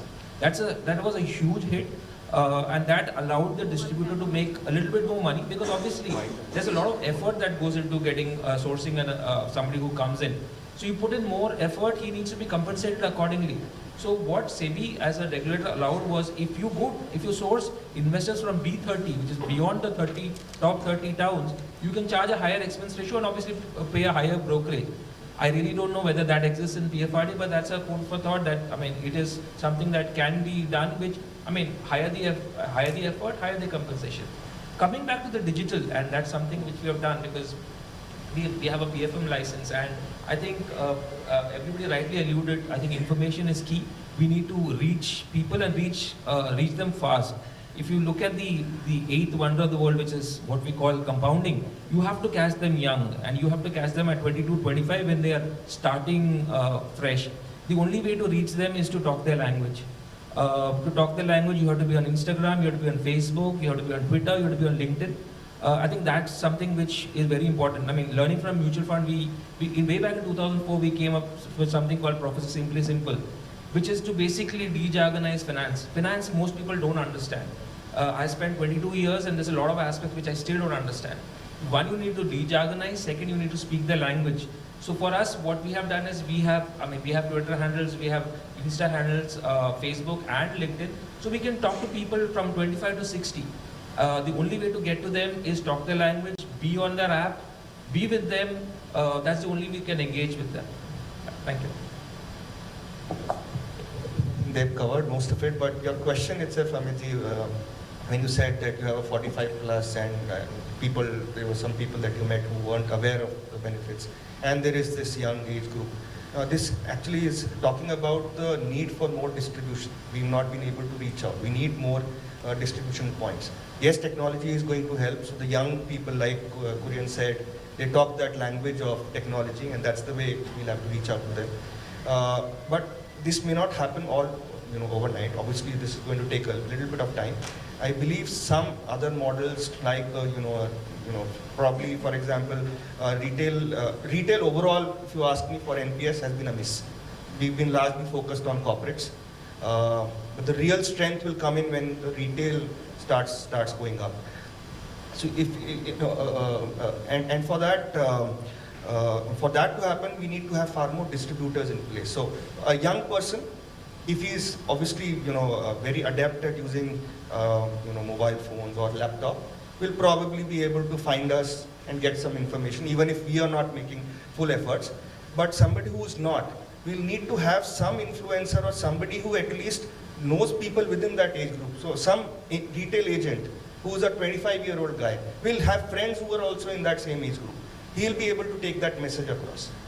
Similarly, somebody who's a 45-year-old, if I have a retail agent who's a 45-year-old, he'll be able to take that same message across. At the same time, these will all have to be transferred onto the digital side, because then that means that there will have to be an assisted model where the agent who's there helps people in understanding this through technology, so that next time around, people don't call him. They can simply go on to the link or the technology that's been developed, and they can they take that route and start going forward. That's how I believe we'll be able to take this to the tier 2, tier 3 cities and make this a retail success. Currently, if you ask me honestly, retail has been a miss. And I believe technology we can also use on the corporate side. I think Sriram mentioned 12,000 corporates have signed up, less than 5% of penetration. Now the typical models that we use in converting or getting subscribers on board in corporates is you put up a help desk somewhere, you do some 1 or 2 webinars, or in the pantry there will be one guy sitting once a week or whatever. I don't think those models are going to work. We have to find something, some other way, and I believe technology is the only way we'll be able to do that. One is that. Second, I think we have to lay a little lesser stress on the tax benefit aspect of it. As an employer, I think an employer also has a responsibility in helping people, their employees. If any employee-friendly organization would want to show that face, so they can partner along with the employee in terms of the retirement planning. And if they don't have any retirement plan of their own, NPS is one that definitely fits the bill. So if we are able to talk that language with the corporates as well, I think that will help us in having more conversions or more people knowing about the product and come on board willingly rather than any other means. So these were the 2 points that I made. Remark, because I think Samarthan is looking at me, it is getting late. So I have two contrarian thoughts here. I'd like to stay with that, all of you on that thought. One is that if I look at mutual fund industry yesterday or day before yesterday from the paper, the top 5 AMCs, they have around 60% of the business. If you look at NPS, the top 5 POPs, they have 85% of the business. Top 10 have 95. So in any market you go and you go to broking, I can call out NSE data. It's always like that at top 10. So, that's why I'm taking a contrary. More distributor, more people, does not matter. Because one integration I can call out, and there's a gentleman sitting there right behind Himanshu from State Bank of India. So one Himanshu made your effort to do all kind of integration, whether it is a YONO apps, whether it is a IMP, net banking, and that made a stellar difference in the kind of account. You can always say that SBI ke kitne bank account hai, NPS kitna hai. But that may not be the right. But you look at it, they took a distant lead. I mean, they are the first, the second and the third or the fourth POPs are miles below them because they took the technology priority. And this, I'm saying, we are deeply engaged with the technology team of the bank. I will not call out a bank name. It took me 4 years go to the highest level to make sure that unki net banking mein NPS ko position kiya jaye. It needed certain tweaking at the back end of the technology, not much. Now we have understood, we have given API calls. Now the zeros of the world, for them, they have a very thin technology stack. They don't spend much on technology. But they need APIs which they can consume, give the experience to the customer, and they know how to create the experience for the customer. So customer experiences, they have kept for themselves. They told, as a platform player, you give me the APIs, I will run it. So these APIs are available to all of you. You want to create customer journeys. Now, knowing that all of you will find very difficult to create customer journey, in our assisted model, we have created fantastic customer journey, which is going to come, not what is currently right now. And there, we are creating nudges.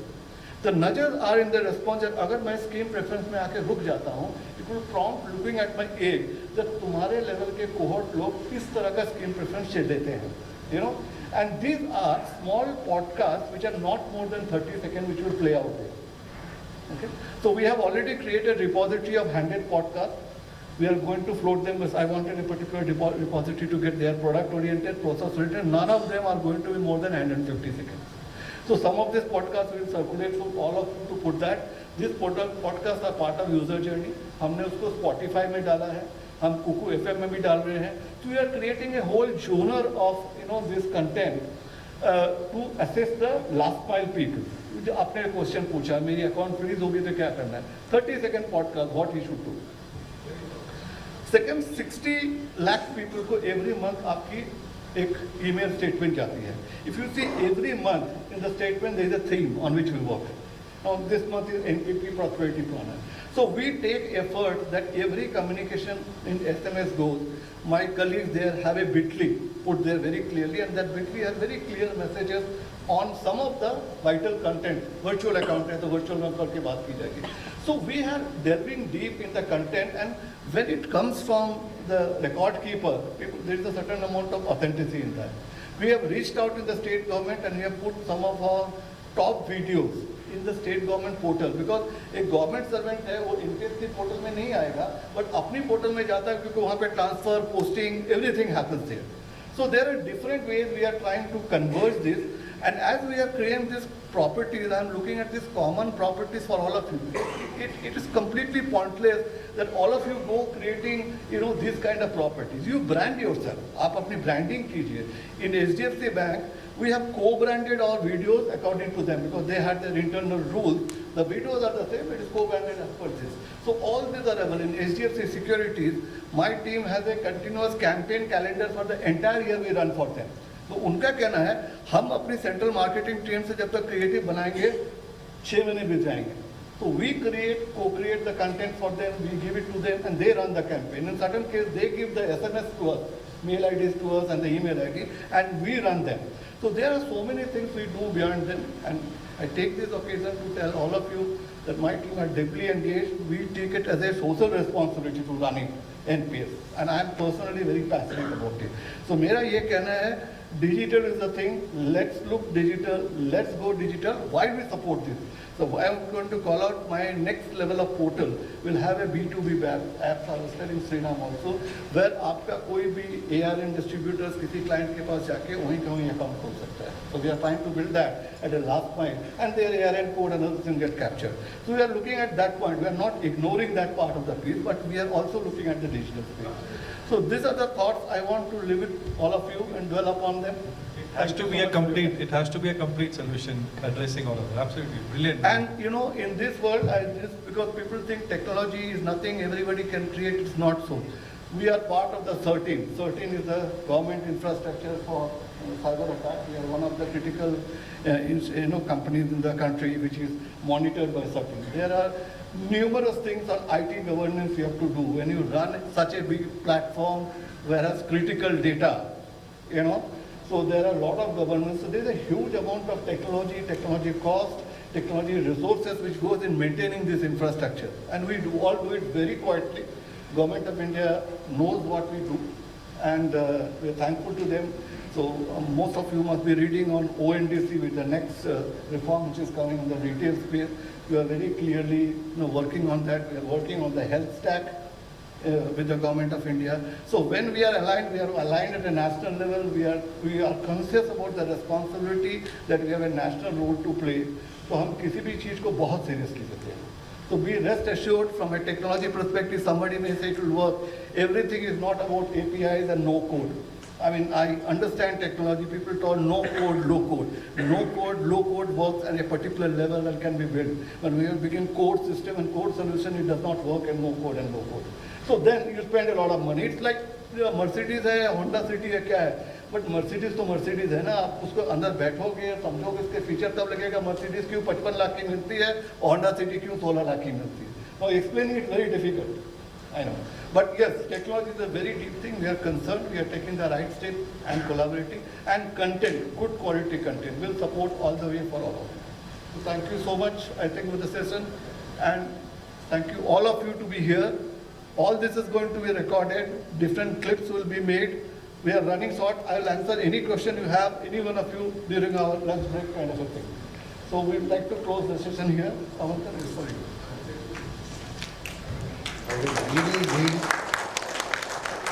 Very engaging, all the sessions from the morning. I mean, this has been really fantastic. But listening to the deliberations, I have a couple of observations. Mr. Supratim Bandyopadhyay was physically there in 2021 after the COVID receded a little bit in our Calcutta office, and we had a physical event. So there we are associated, with an association which is called Independent Consultant and Advisors Association, who primarily distribute mutual fund products and insurance products. They gave a deputation to Supratim sir that we want to distribute NPS. I don't know whether it has moved because people were talking about last mile things. So as a chamber, if you are interested, we'll be able to happily connect you, this association, to you people. That is one. Number two, sir, last week only, last Saturday, we had our 14th annual mutual fund conclave in Calcutta. Mr. Venkatesh was there. Of course, Mr. Anand Burwa was also there. I had a good opportunity to speak to Mr. Venkatesh at a length. And I was asking that, how have you become so aggressive on media? Because every program, every time I open the TV, I see mutual funds here. Whether it is World Cup, with cricket match, whatever. So, requesting you to give a food for thought. You are doing a lot of things digitally. But maybe you can, slowly start building that up. Because what I understood with my little knowledge, that awareness is a major problem. Thirdly, sir, as Indian Chamber of Commerce, we are headquartered out of Calcutta. Not only we have a national presence, we are very strong in the east and northeast. Our mutual fund conclaves, we take it to the B15 and B30 cities. Sangeeta is the person who handles the mutual fund. So any help required to reach eastern zone or anywhere across country, we will be very happy to be associated. And in eastern zone, we have presence in as long as Nagaland, Siliguri, Agartala, Guwahati, Bhubaneswar, any place you name. We have an office, and we will be very happy to connect with you and assist you. Fourthly, lot of discussion went on technology app. January 20th, will be holding a FinTech Summit, which will be in the 5th session this year, and that will be at the Geo Convention Center.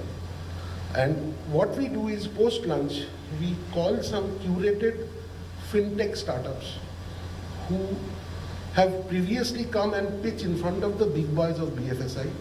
And in fact, sir, you'll remember ICICI Bank, HDFC Bank, they have connected from that platform, and these guys are now regular vendors of these banks. So I extend an open invitation. I'll definitely personally invite you also to come and attend that summit and connect to these FinTech startups who might give you a brilliant idea. And here we have MOUs with a lot of incubation center, and this FinTech startup thing is basically driven by Barclays Rise. So they are again partnering us. And last but not the least, I'd like to thank everyone, all the delegates, all the speakers, and our conference partner Protean, Platinum partner Max Life, Gold partners ICICI Prudential, LIC Pension Fund, Tata Pension, and our corporate partner UTI Retirements. Now I'll request Mr. Amit Sinha to do the customary felicitation, and then we can close for lunch. So we'll start with Mr. Kurian Jose.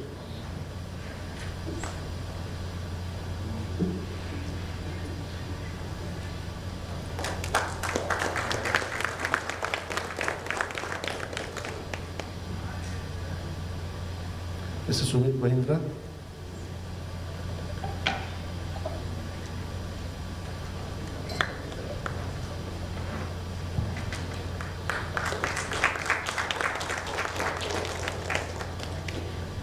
And Mr. Ranveer Dhaliwal.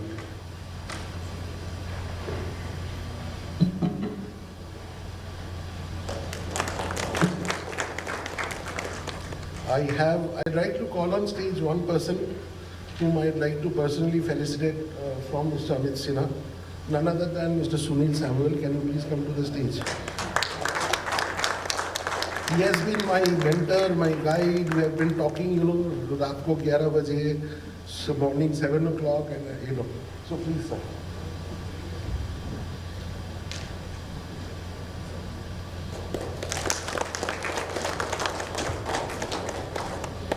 One group photo, please, for the speakers.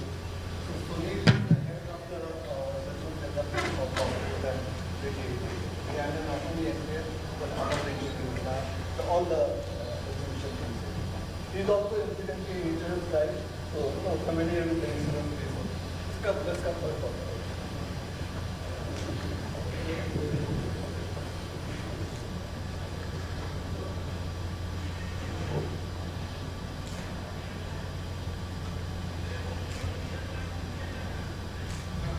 One small request, sir, please stay. Can we have all the speakers on the stage for one final group photo? Please, everyone is here. Sir, please come. Mr. Sen, please. Sir, please. The rare occasion where all of us can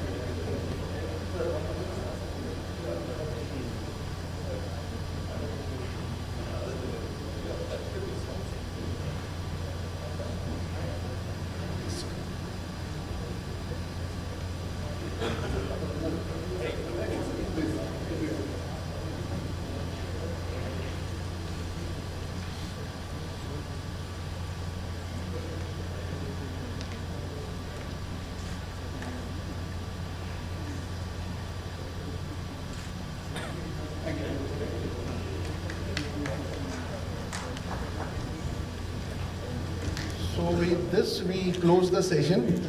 Please join us for networking lunch. And this is the first time we did this kind of event. We'll be happy to come back with more editions. Thank you.